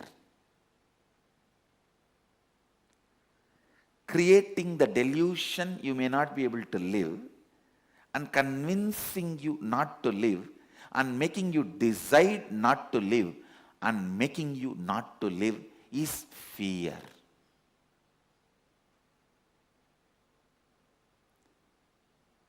With fear, you can do both. One, Baglo, run. Second, Baglo, participate.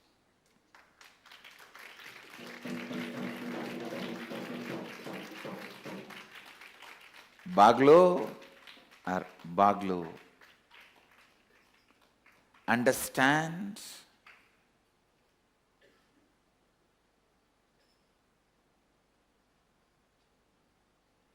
Hindi downloading. Listen. Decide for life.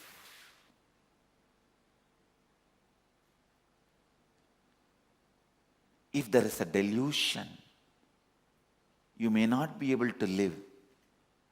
Don't decide that you don't want to live. No. Decide, I'll complete this and continue to live. No question of giving upon. Not to give upon yourself and others is the decision expected from you from this verse. Kurvanneveka karmani jijivishechadaggum samaha.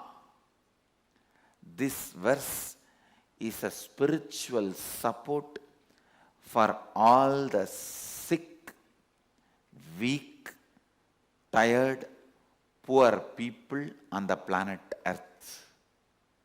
Whether it is a physical sickness, mental tiredness, or boredom in the life, or poverty in your outer world, whatever may be the problem, this one verse, Kurvanneveka karmani jijivishechadaggum samaha, is solution. Listen. Fear has two expansion.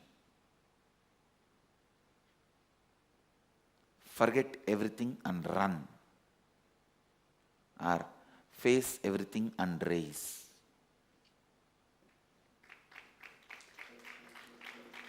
All your decisions not to live is made in powerless space. All your decisions not to live is made when your stomach is upset. All your decision against life is made when your stomach is upset, when you have weak guts. So whenever next time you have stomach upset, don't think, brood over, decide about life. Just take little haritaki powder, clean, then sit and plan your life.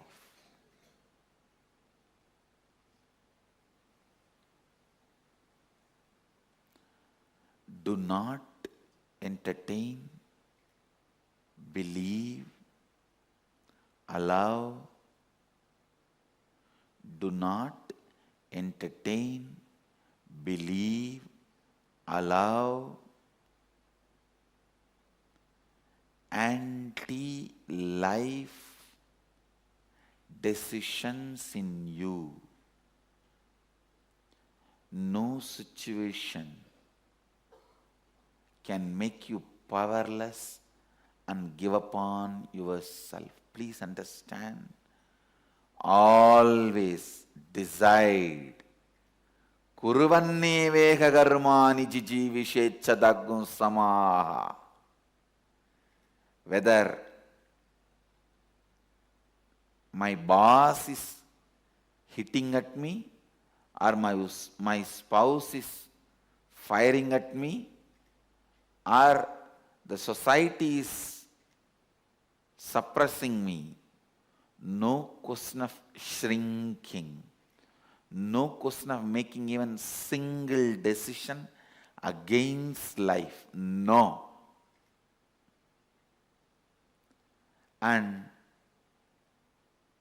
when you decide for life, I tell you, it will always be in tune with them also, and even they will start falling in tune with you beautifully and become part of you. Listen, that is why I insist on Kuruvanne veka karmani jijivishecha samaha. Always decide for life. Always decide for life. Always decide for life.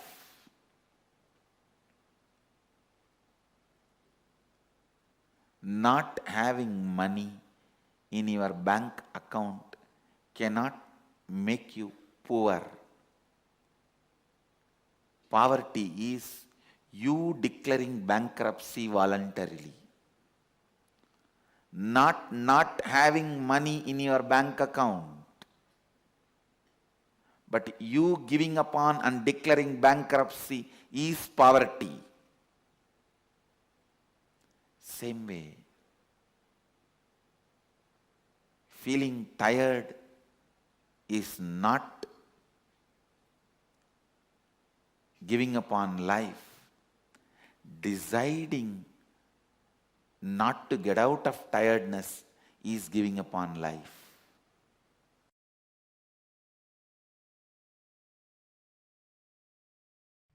Kena Upanishad.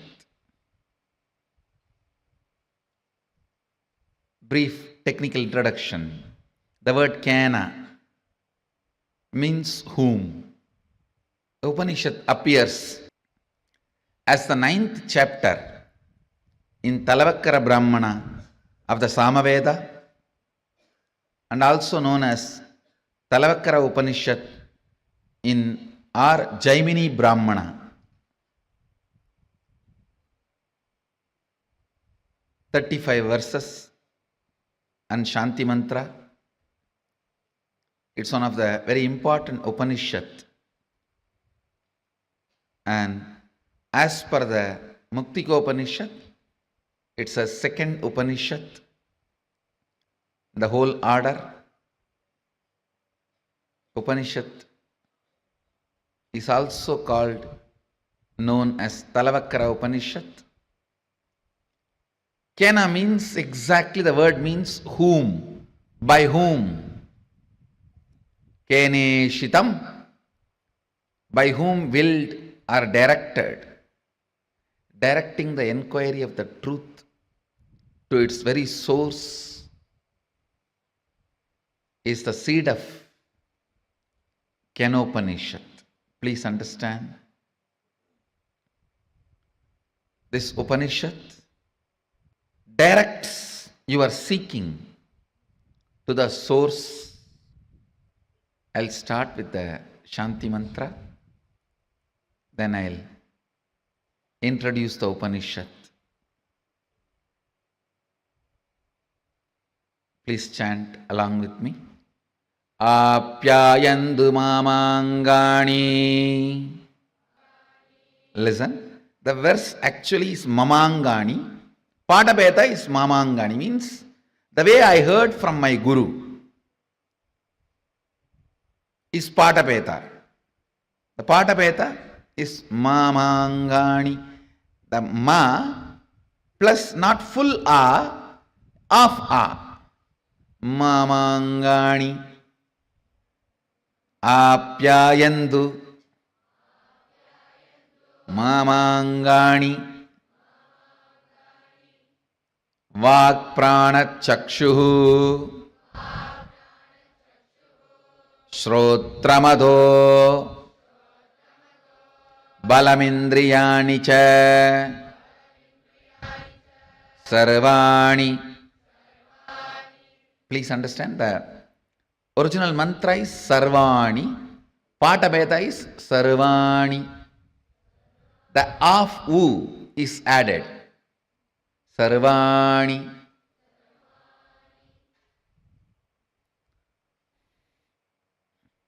Sarvam Brahmaupanishatam Maham Brahma Niraguryam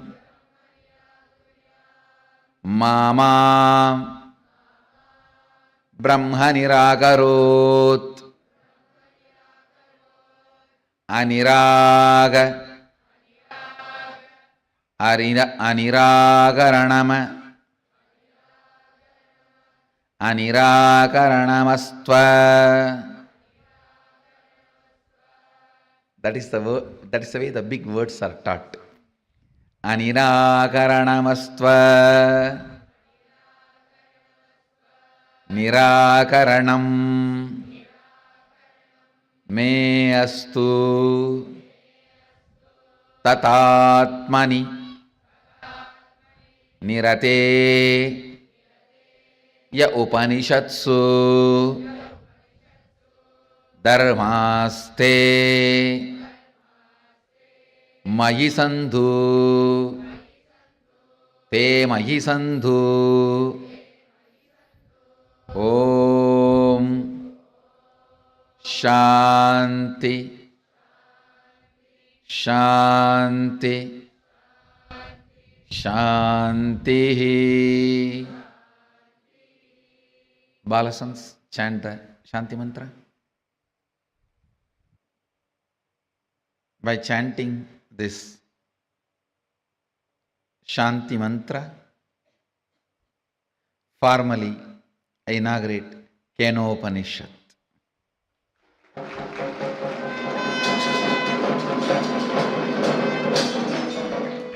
Understand the subject matter of the Kenopanishad. Now, that is the important thing.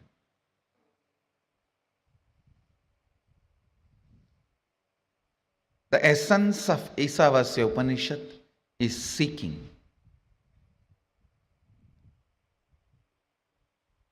The essence of Kenopanishad is seeking into the very source.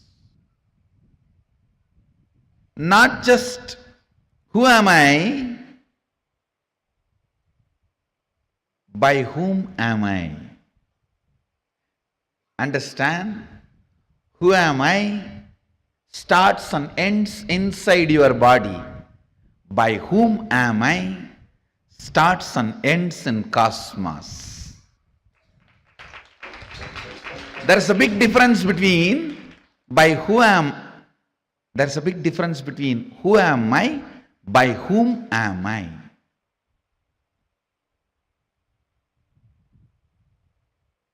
Enquiring into you is seeking. Enquiring into the source is seeking the very source. The subject matter of Upanishad deals with multiple sacred secrets, sacred truths. But important sacred truth, the essence is, whom am I? By whom? By whose will everything came to existence? Whom am I?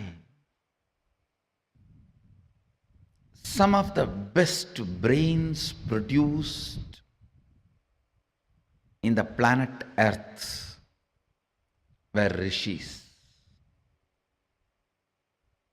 Some of the best people happened in the planet Earth were rishis. I still wonder, seeing the kind of a subtlety and capacity to catch and reflect the cosmic truth. Please understand.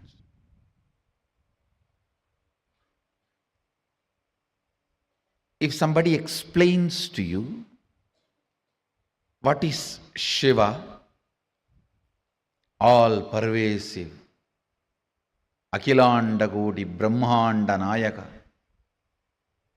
Satchidananda Varabrahma, Srishti Sthiti, he creates, maintains, destroys, puts souls in delusion and liberates. If you are able to visualize, even if you are able to enjoy it, be very clear, you are blessed. Only if your brain has developed the subtle grooves which can start enjoying these higher things, can understand it. If you understand, you will enjoy. If you enjoy, you will understand. A rough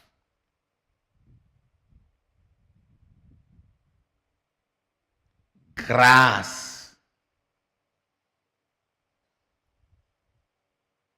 politicians, dull head can never capture this. For him, he only knows what I can grab today, push it behind my seat, without even bothering about from behind the seat somebody else is stealing and running. He doesn't even have a time to check whatever he pushed behind the seat is there or not.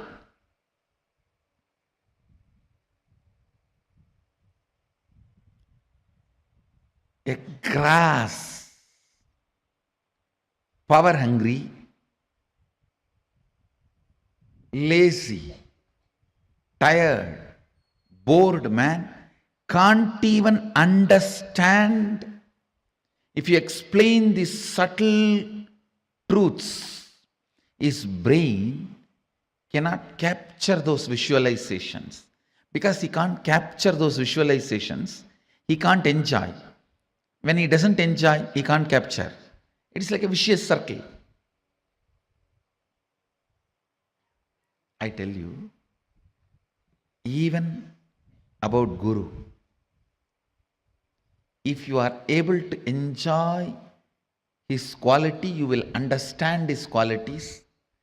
If you understand his qualities, you will be able to enjoy his qualities. If you are able to enjoy, know clearly you are blessed. You are blessed. Ignorant, tired, agitated, dull head can never capture the subtle truths or the subtle qualities. Because he cannot imagine, he won't enjoy. Because he doesn't enjoy, he can't visualize. Ability, the brain's ability to catch the subtlest visualizations come by a long practice of internal silence, what I call unclutching or meditation. Understand? By the tremendous internal silence, your brain develops the capacity to capture the most subtle visualizations. Ability to capture the most subtle visualizations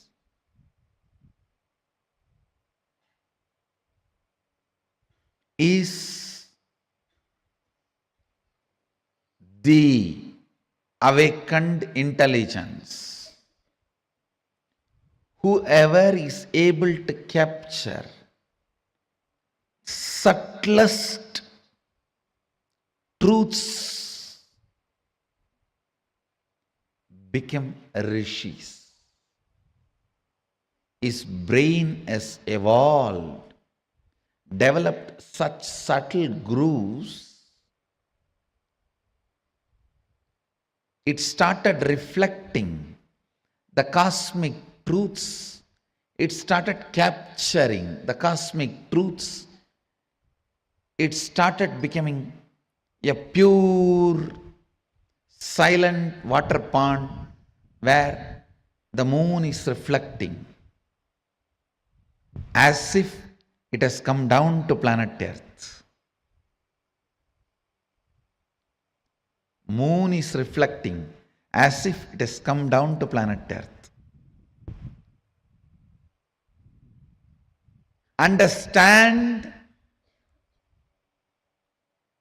practicing surrender or unclutching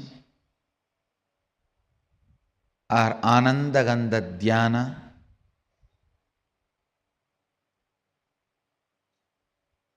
complete completion.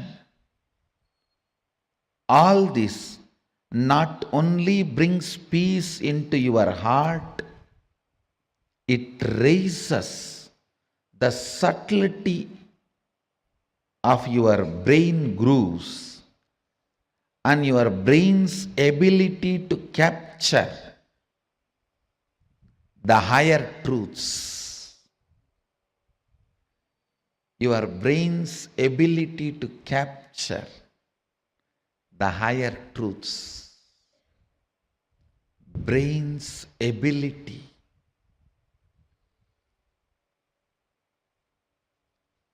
to live the higher truths. Anything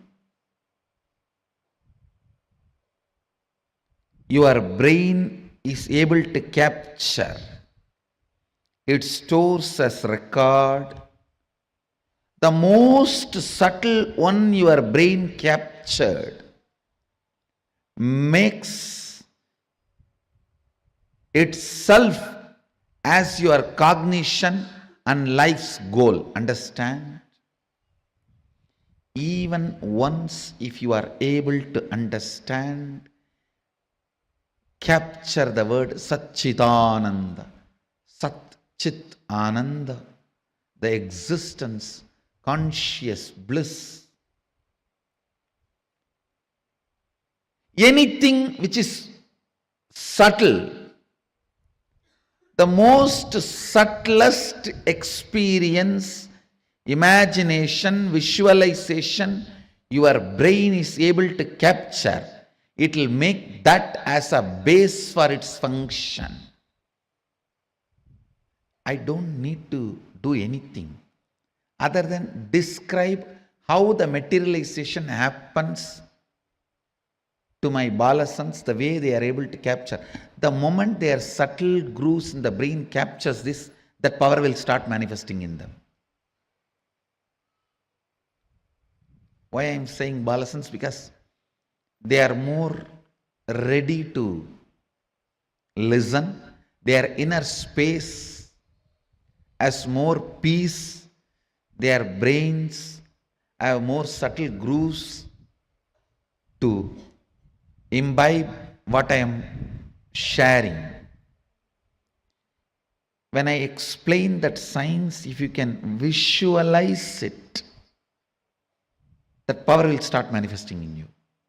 Because anything your brain can visualize, it will make that as your basic functionality. If I can explain moving from one body to another body, astral travel, and your brain is subtle enough to capture it, visualize it, you will start manifesting that power. All powers are like that only.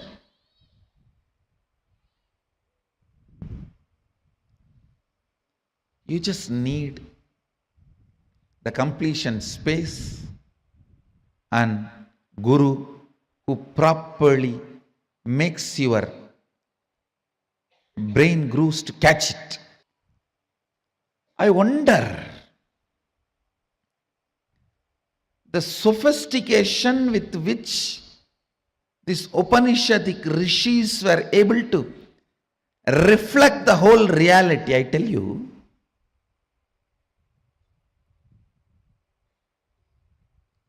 the detail with which they describe the stars and the planets in Vedas and Agamas, you will be shocked. Even I was wondering, how did they say, unless you see, you can't pen down so detailed, such detail. The biggest conspiracy done against Bharat is the Indian astronomy and astrology was not given its due respect and legitimacy, brushed aside in the name of myth and mythology.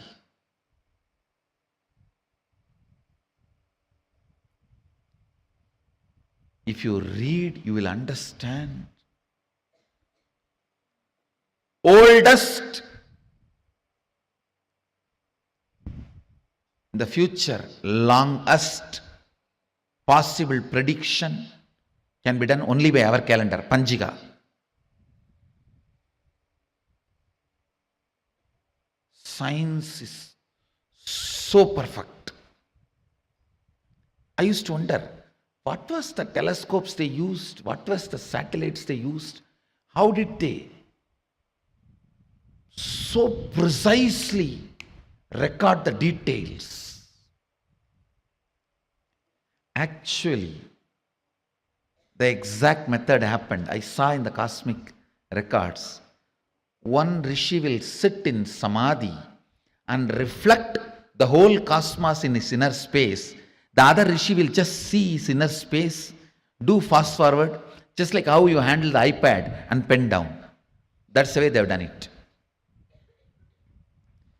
He will become so pure, complete completion, his inner space will just reflect the whole Milky Way,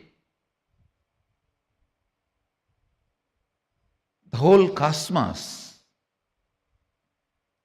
And the other Rishi who is recording will push, pull, do fast forward or rewind, even zoom in, zoom out and pen down. I commit with you guys, I'll make my Balasans to do this. I'll give them this power. It's possible. It's possible. Just they need to evolve more into the space of completion and responsibility. It is possible. That is the way they recorded. Understand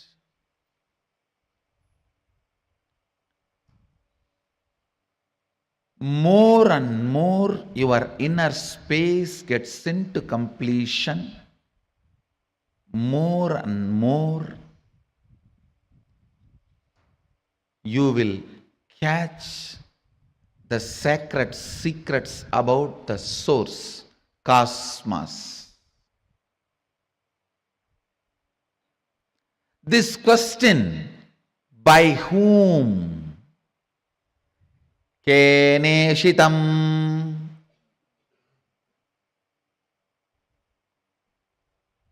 The Kena Upanishad, the essence of Kena Upanishad,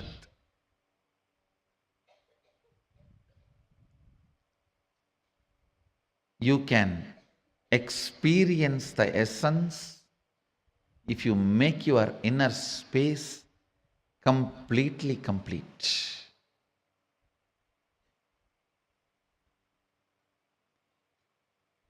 If you are ready with the completion, I can just show the exact reflection of Keneshitam.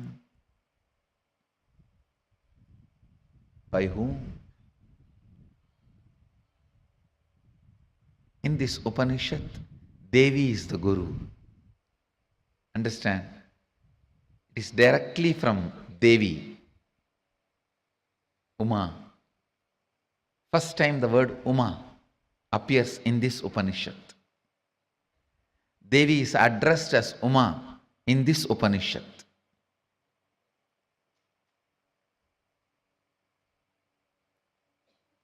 The word Ishvara, Isha, is used for Mahadeva in the first Upanishad. The word Uma is used for Devi in this Upanishad. You can reflect, capture, visualize exact, most subtle visualization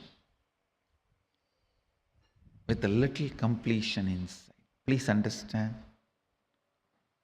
Understand this example.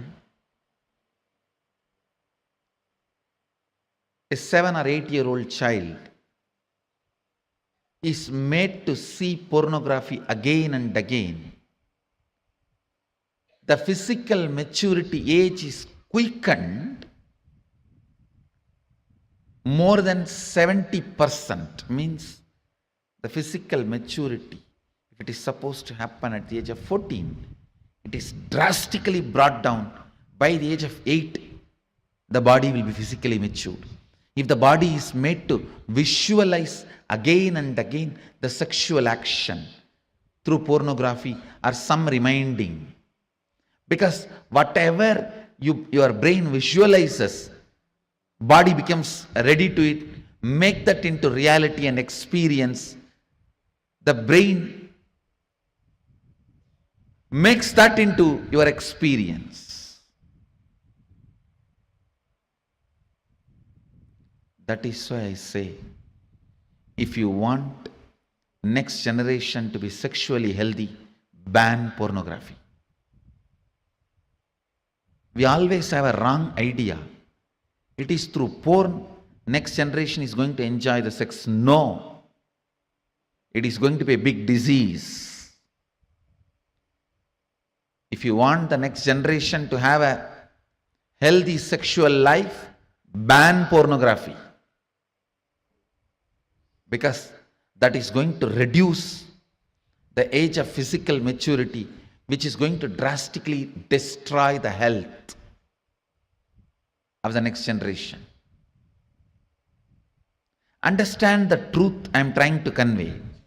Anything your brain can capture and enjoy, your life will make that into reality.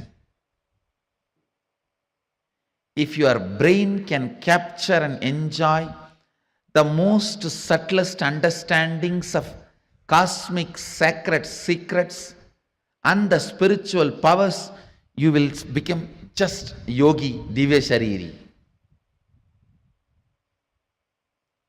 If you enjoy pornography, your body will be physically matured.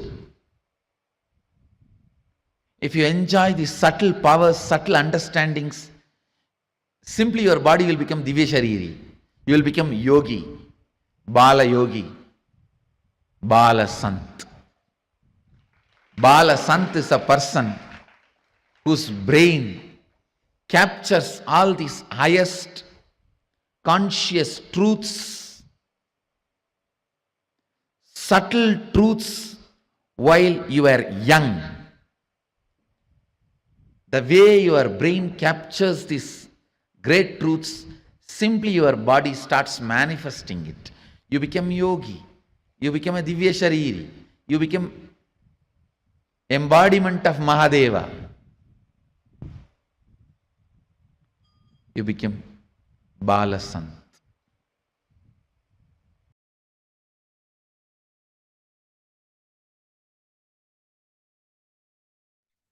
Yes, so we saw how beautifully Swamiji explained about how to unlock the inner treasure. What is the inner treasure and how to unlock it? So now in this next segment of today's Paramashivoham Level 2, we are going to be learning about seeking into the very source from the Upanishad. So seeking into the very source. Upanishads are basically to preserve and present some of the valuable thought currents humanity needs to enjoy, cherish, explore for deeper and deeper, higher and higher possibilities. The first thought current, who am I? The second, what happens after that? Third, most subtle, most precious, most important thought current. What is the source of all this? So romance with these different thought currents which raises your frequency of existence. When the thought currents are engaged, you entertain with these thought currents and you grow a new method of cognizing them. The thought currents which the Upanishads generates in you experientially liberates you. Before entering into the Kena Upanishad, you need to understand your thought currents don't matter to you anymore. This Upanishad is directly from Devi Uma.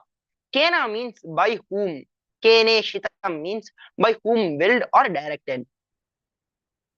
The essence of the whole Kena Upanishad is seeking the source, the cosmos. You can capture it by developing the subtle grooves of the brain, by evolving the complete completion. Directing the inquiry of the truth to its very source is the seed of Kenopanishad. The essence of Ishavasyopanishad is seeking who am I, but the essence of Kenopanishad is seeking the very source, by whom am I. Who am I starts and ends inside your body, but by whom am I starts and ends in the cosmos. So now let me chant the Shanti mantra, the power of will, the Shanti mantra of this Kena Upanishad. Om Apyayantu mamangani vak pranashchakshushrotramato Bhanamindriyani cha sarvani sarvam brahmaupanishadam maham brahma nirakuryad mama brahma निराकरोद निराकरणमत्व निराकरणं मेस्तु पदात्मनि निरतेय उपनिषत्सु धर्मास्ते मयि सन्तु ते मयि सन्तु Om Shanti Shanti Shanti. So this is the beautiful Shanti mantra of the Kena Upanishad. The ability to will is the peak of your ability to manifest whatever you want in life. Paramashiva is waiting for you to manifest in him. The more and more you manifest his powers, the more and more you are manifesting Paramashiva.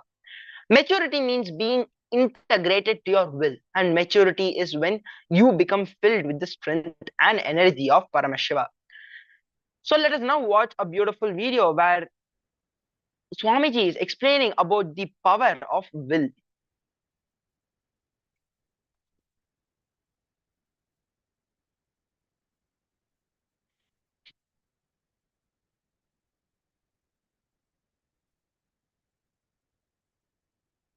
Now get into the deep space of listening, as now I'll be putting this beautiful video.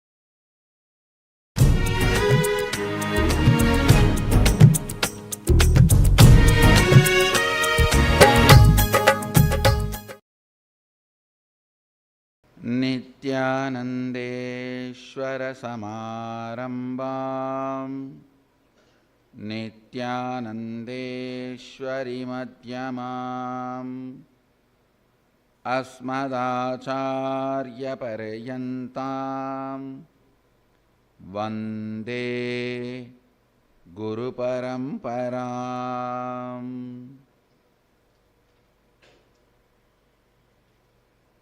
I welcome you all with my love and respects. I welcome all the devotees, disciples, samajis, satsangis, Sarvanyapeta Yajamans, Shri Mahants, Mahants, Kotaris, Tanedar, sitting with us all over the world through Nithyananda TV, two-way video conferencing, having Nayanadiksha. I welcome all of you with my love and respects. Kena Upanishads Shanti Mantra. I was introducing yesterday's satsang. Let's recite the Shanti Mantra and enter into the understanding. Om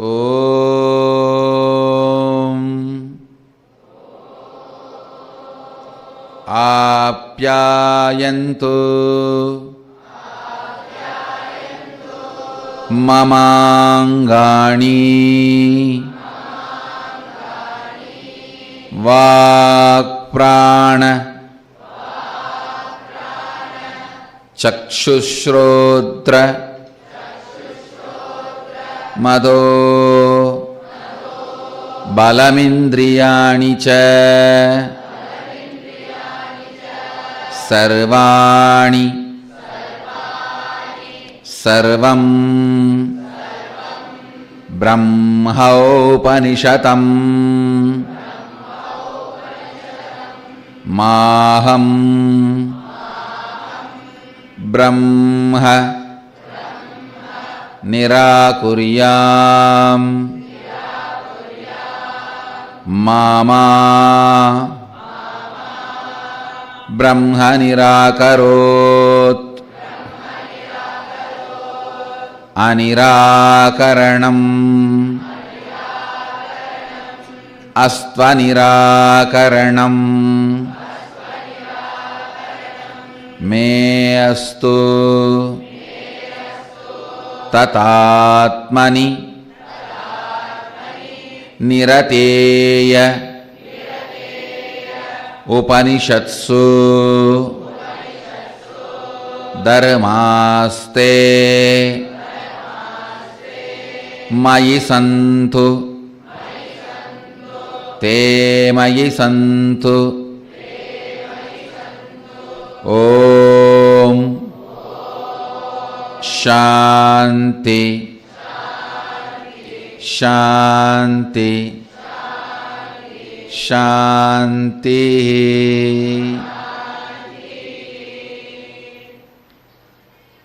Two important truths I want you to learn. First,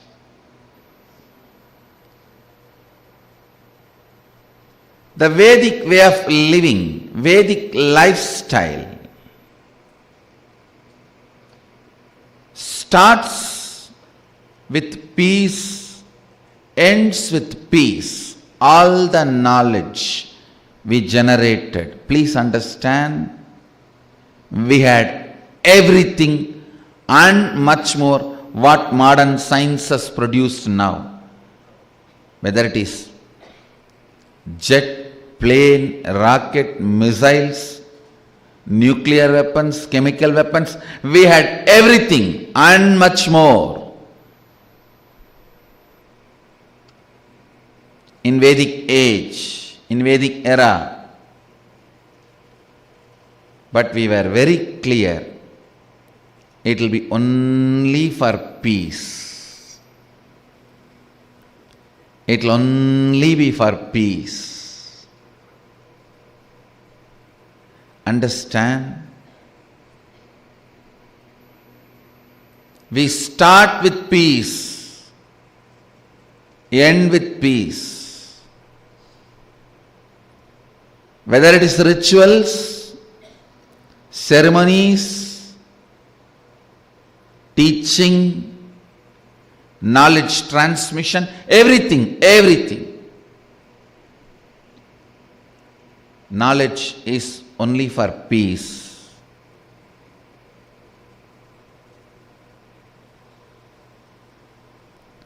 Only one big crime the modern day Hindus did is they think peace is important, so let us avoid conflicts. No. By avoiding conflict, you will never be in peace.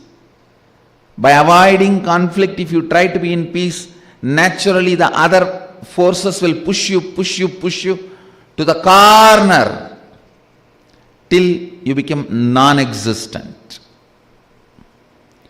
Avoiding the conflicts is not methodology for peace. Right methodology for peace, facing it, solving it. Peace is the purpose. That does not mean we are afraid of conflicts. Peace is the purpose. Does not mean we are afraid of conflicts. Peace is the purpose. Does not mean we are powerless to handle conflicts. That is one of the biggest crime the modern day Hindus did. Trying to avoid conflicts to have peace. That is why modern day Hindus lost their backbone.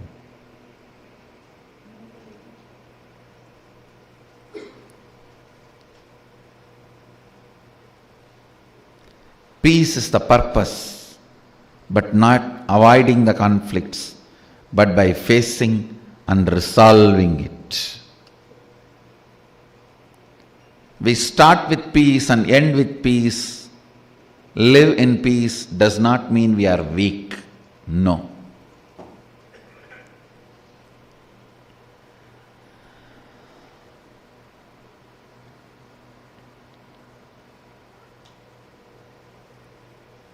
First thing you need to know, peace is your goal, but not in the way the middle class understands. Middle class can never grasp any truth with its context, so it tries to cook up his own theory. The middle class way of living peace is avoiding conflicts. No.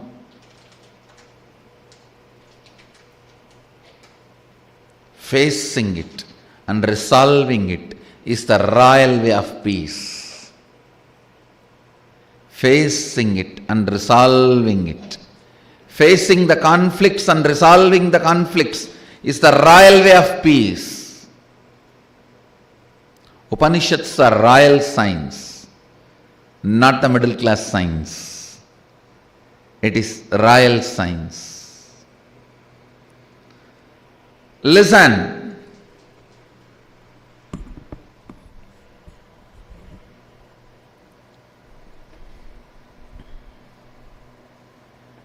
First thing you need to know about the Shanti mantra, the peace, it should always be the purpose and goal. Peace of the individual, peace in the family, peace in the society, peace in the community, peace in the country, peace in the world, peace in the universe. That is the goal. But not by avoiding the conflicts, but by facing it and resolving it. But by facing it and resolving it.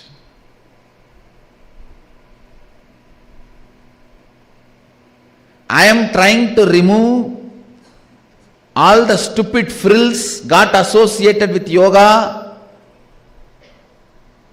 In the name of Christ yoga, Jesus yoga.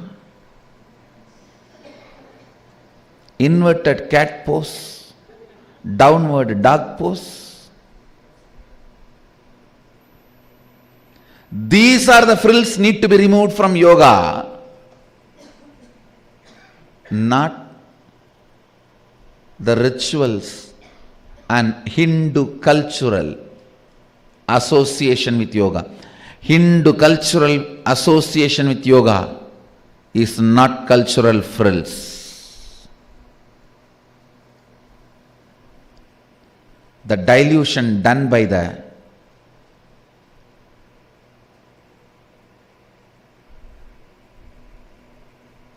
marketers of the yoga is the frills need to be removed.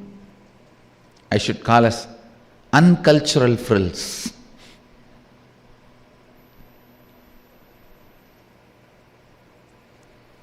Instead of facing the conflict and resolving it, trying to escape from it, that is not peace. Trying to escape from the conflict is middle class mind. Facing it and resolving it is royal mind. Even while facing and resolving, being in the peace is enlightened mind.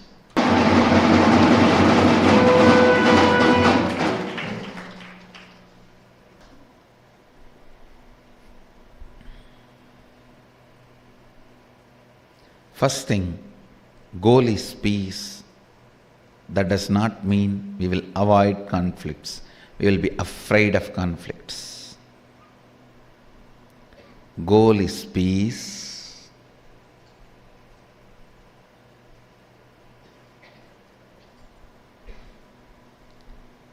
By facing and resolving the conflicts. Second thing you need to know,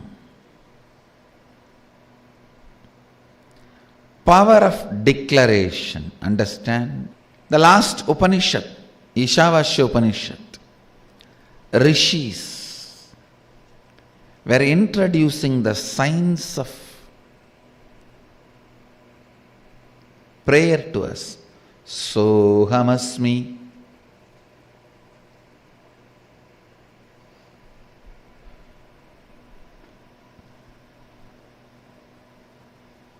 Even when I pray, you and me are one and the same. Sohamasmi.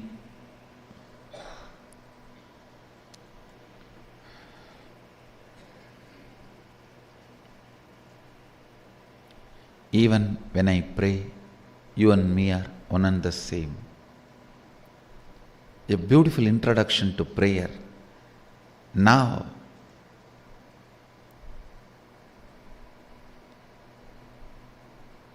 Rishis are taking us to the next level. I tell you, declaration is the peak of prayer.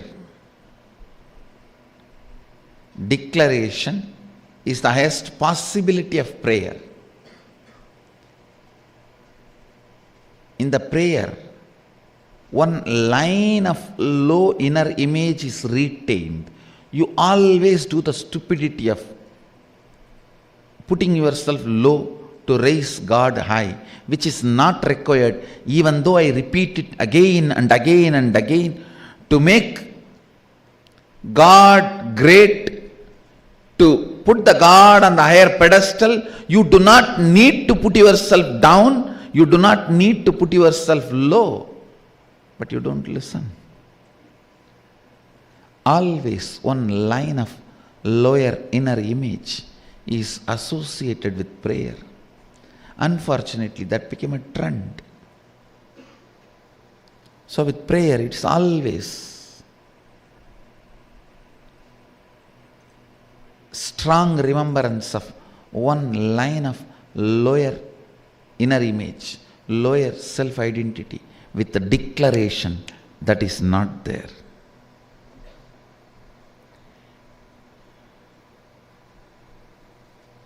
Ordinary unconscious prayer, the lower self-inner image, the lower idea of you, lower image of you is praying to the highest expression, God.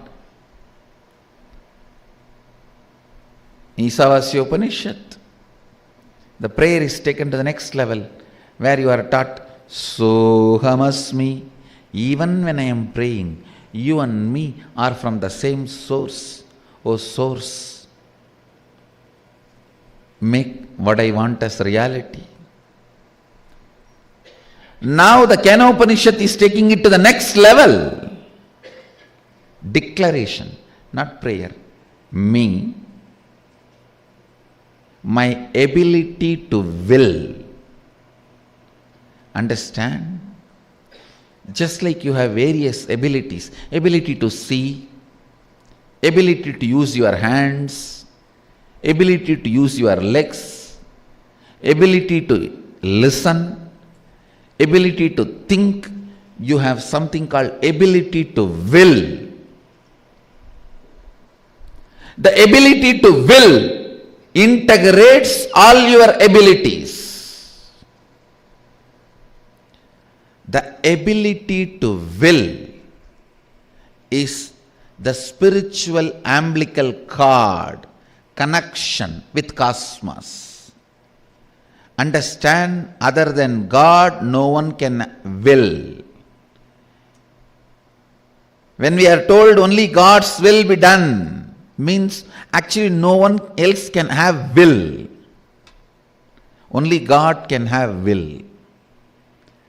if you are having the power to will, you are connected to God, you are part of God, you are Him. Understand? Power to will is umbilical cord connection with God. Our umbilical cord connection with God is our power to will. If you will, no one can deny it.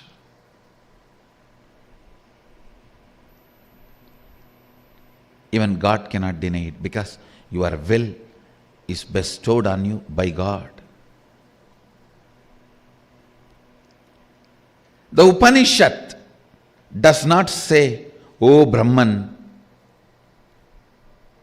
let all my energies be awakened." No.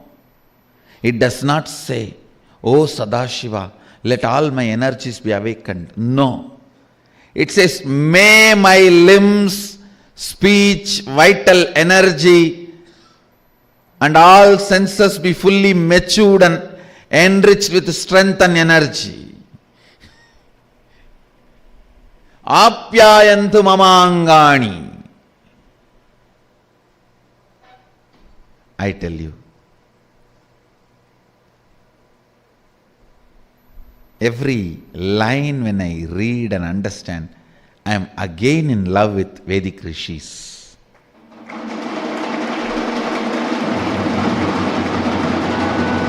Every time I read a statement and understand, I just fall for them once more. What a unselfish, powerful revelation of truth. But Upanishadic rishis, such vast realizations, but zero tendency of exploitation.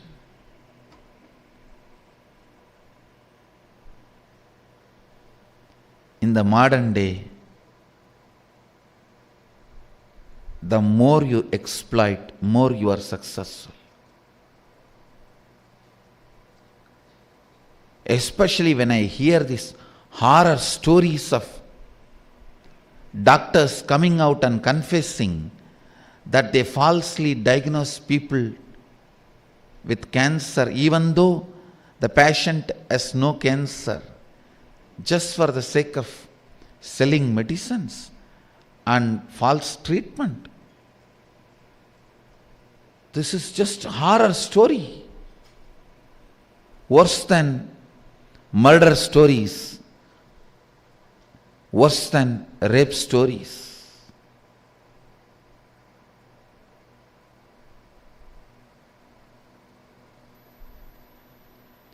When I hear all this in the modern day and read the lines of Upanishadic rishis, what an amazing, powerful strength and zero selfishness. All their plans are only to strengthen you. When I read these verses, I understand. What a great, unselfish, dedicated, sacrificing, empowering consciousness. Just for their purity, they are worthy of being worshipped as gods.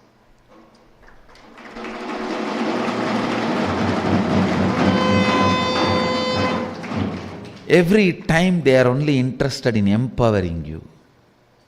Every time they are only interested in awakening the stronger part of you.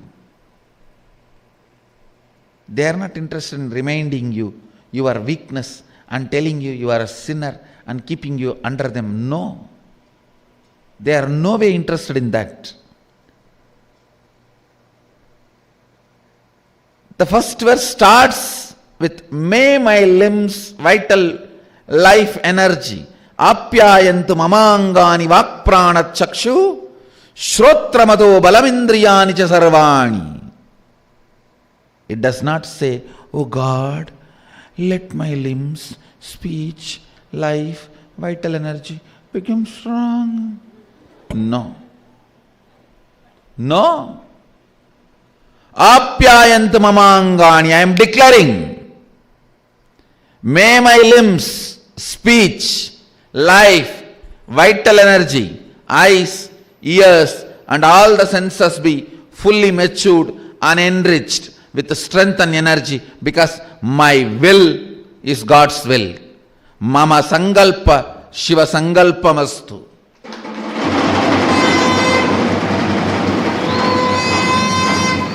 My will is the umbilical cord connection with the cosmos. If I will something, it has to shake the cosmos. Cosmos has to make it into reality, because I am it. I am still connected to it. If I don't have the power to will, I am disconnected from it. As long as I have the power to will, I am authority. I am authorized to will. I tell you guys, just use this one truth.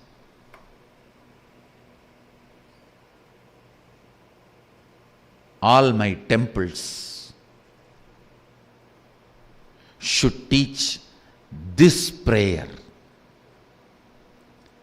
teaching human beings to create the will and make it into reality. You will be so strong, so beautiful.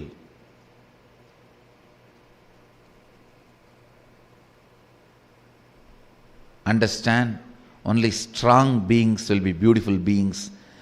Only strong beings will keep the order in the life. Sometimes people tell me, oh, if all of us can will, all our wills can crisscross and create so much of chaos. No. Strong people create order. Only weak people create chaos. Strong people never create chaos. Strong people create order. Only weak people create chaos.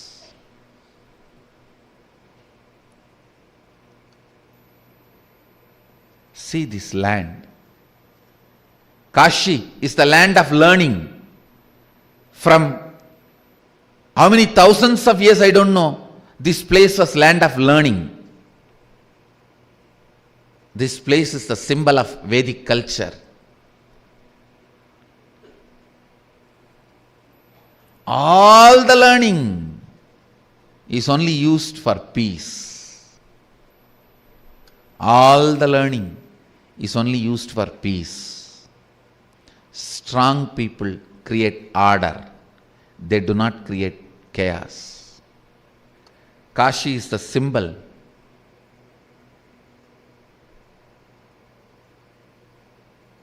See the whole Kashi. Everything is in order. Only people who don't understand, they think it is chaos. If you understand, everything is in order. All of us live together.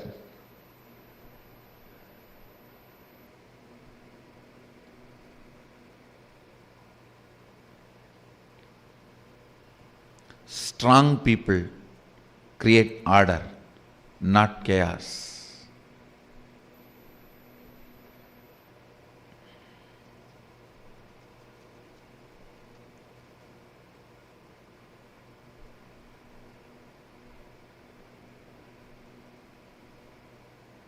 I think yesterday I committed, I'll speak on Upanishads and help you guys to manifest all the powers. I think Sadashiva is doing both the job, because the same science only to manifest all the powers also. This is the same truth. Upanishads are talking in the first verse, and this is the same truth used for manifesting the powers. For manifesting all powers, Just you need to declare will. Will means Agnya. Agnya means third eye. Third eye means Varanasi.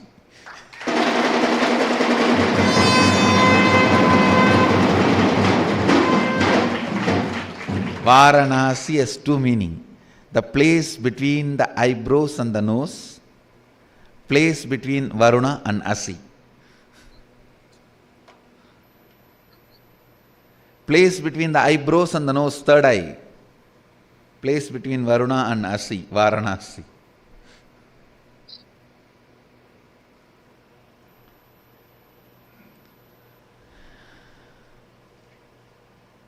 Your will is seated on the Agnya Chakra, third eye. Varanasi is the right place to manifest that power, to practice.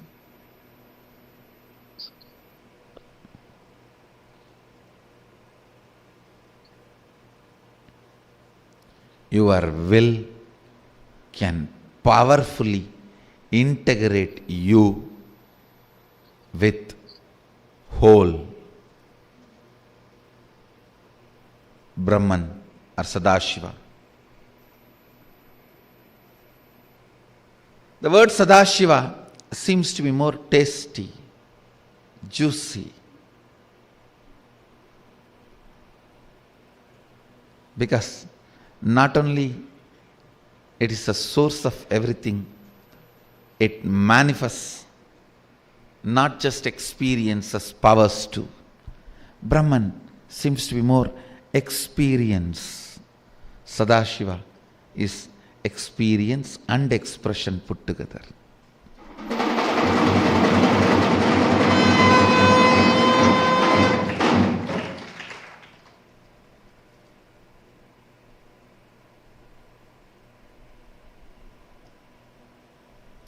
Brahman seems to be shaved face, young boy, okay. Sadashiva seems to be very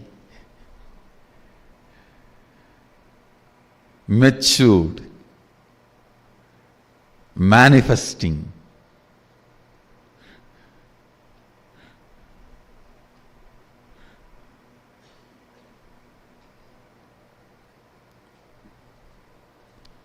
Whether it is Brahman or Sadashiva, will is the umbilical cord through which you manifest. Will is the umbilical cord through which you and Sadashiva are connected. You and Brahman are connected. You and the universe are connected. As long as you have power to will, you have a right to enlightenment.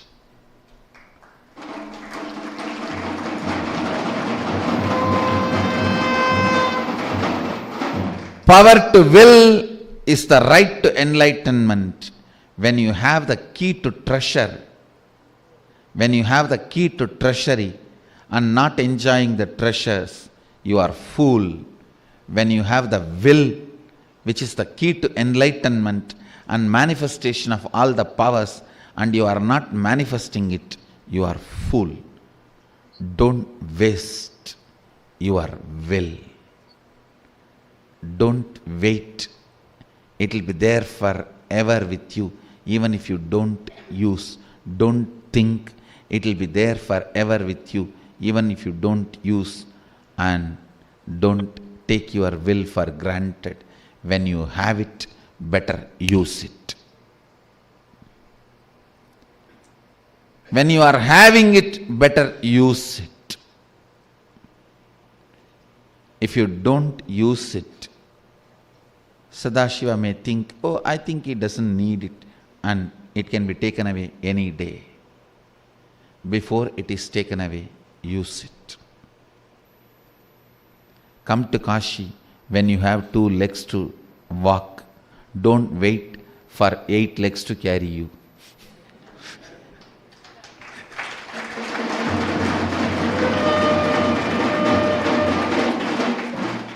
Come to Kashi when you have 2 legs to walk. Don't wait 8 legs to carry you. Use your will.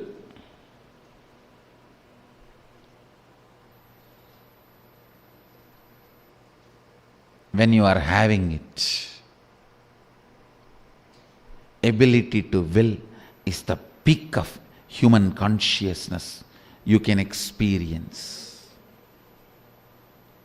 Ability to will is the peak of human consciousness you can experience.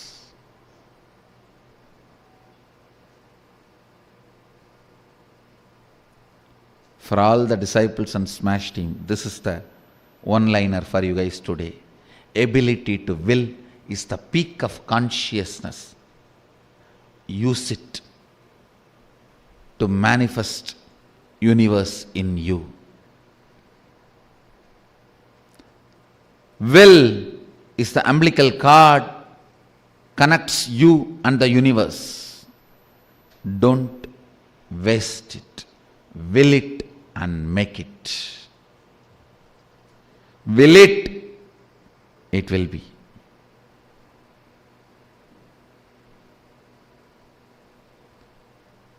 Use your power of declaration.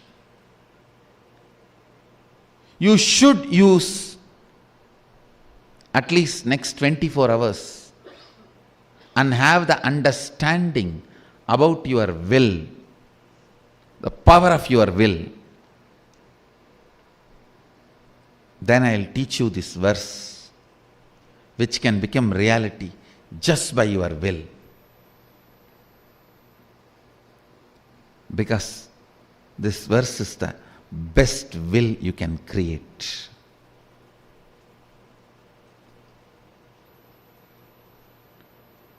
It's unfortunate. In English, I don't have any other word to translate Agnya, but you need to know, in English, will is used for future tense. In Sanskrit, Agnya is present tense. There's a big cultural difference. The moment I translate, the juice is lost. Will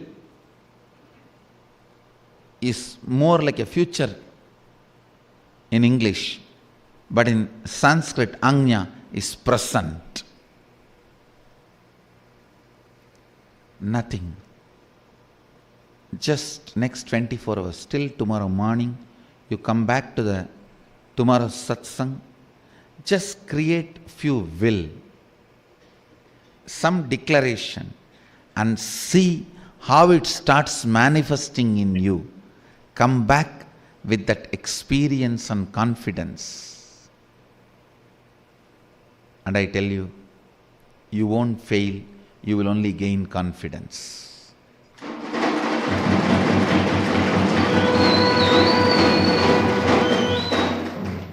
Try to create some will in your life.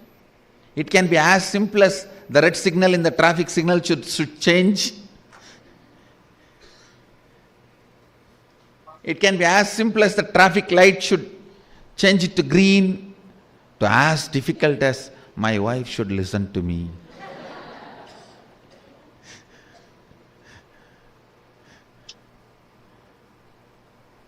Create a will and see how it manifests and come back with that confidence. And I tell you, once you understand the science of will, so much can be manifested by you. So much of order, so much of love, so much of life can be manifested in you. Please listen. Sadashiva is waiting for each one of you to manifest him, because more and more of you manifest him, more and more joy in the planet Earth. More and more of you manifest Sadashiva's powers, more and more bliss in the life. More and more of you manifest his powers, more and more consciousness in the world. So that is the best thing you will do to you and you will do to others. More manifestation of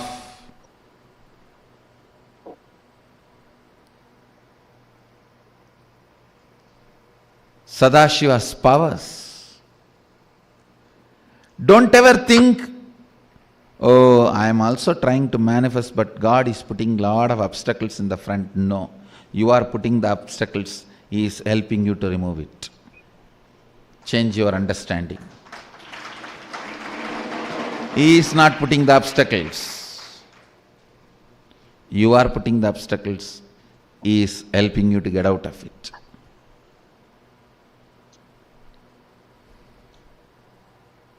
Will. Will. Will.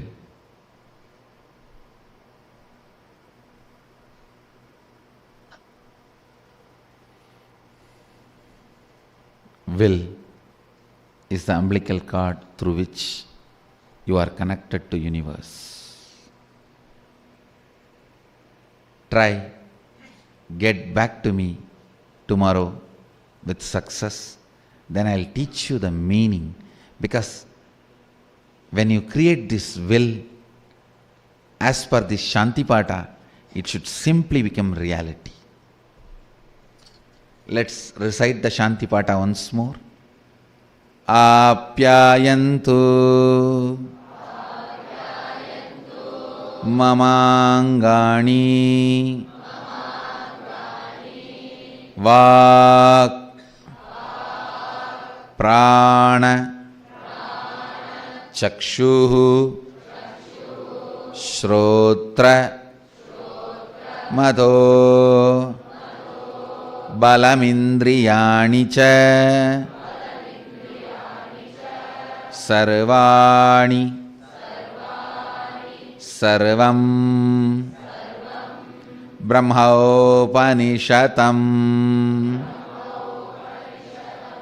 maham brahma nirakuryam mama brahma nirakarot anirakaranam astvanirakaranam me astu tatatmani nirateya upanishatsu dharmaste mayi sandhu te mayi sandhu om shanti shanti shanti.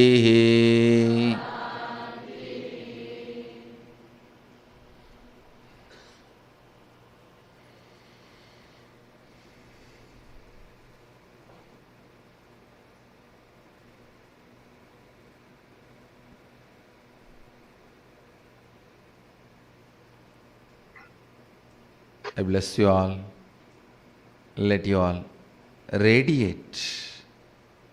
Let's all radiate with integrity, authenticity, responsibility, enriching, causing, living Shuddhadvaita Saivam, the eternal bliss, Nithyananda. Thank you. Be blissful.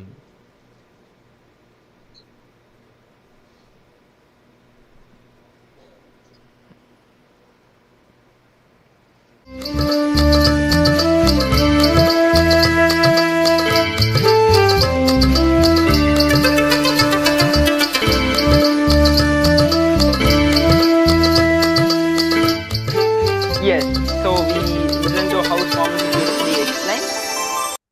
We listened to how Swamiji beautifully explained about the power of will.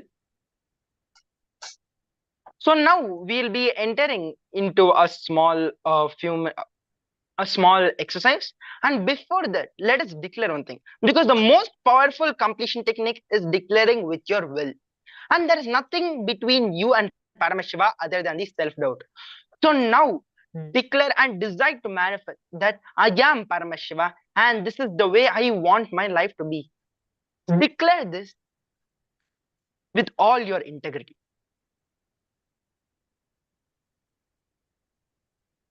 Yes, so now we will be entering into the internalization exercise. So the most powerful technique, as we just listened, is declaring with your will. So there is nothing between you and Paramashiva other than the self-doubt.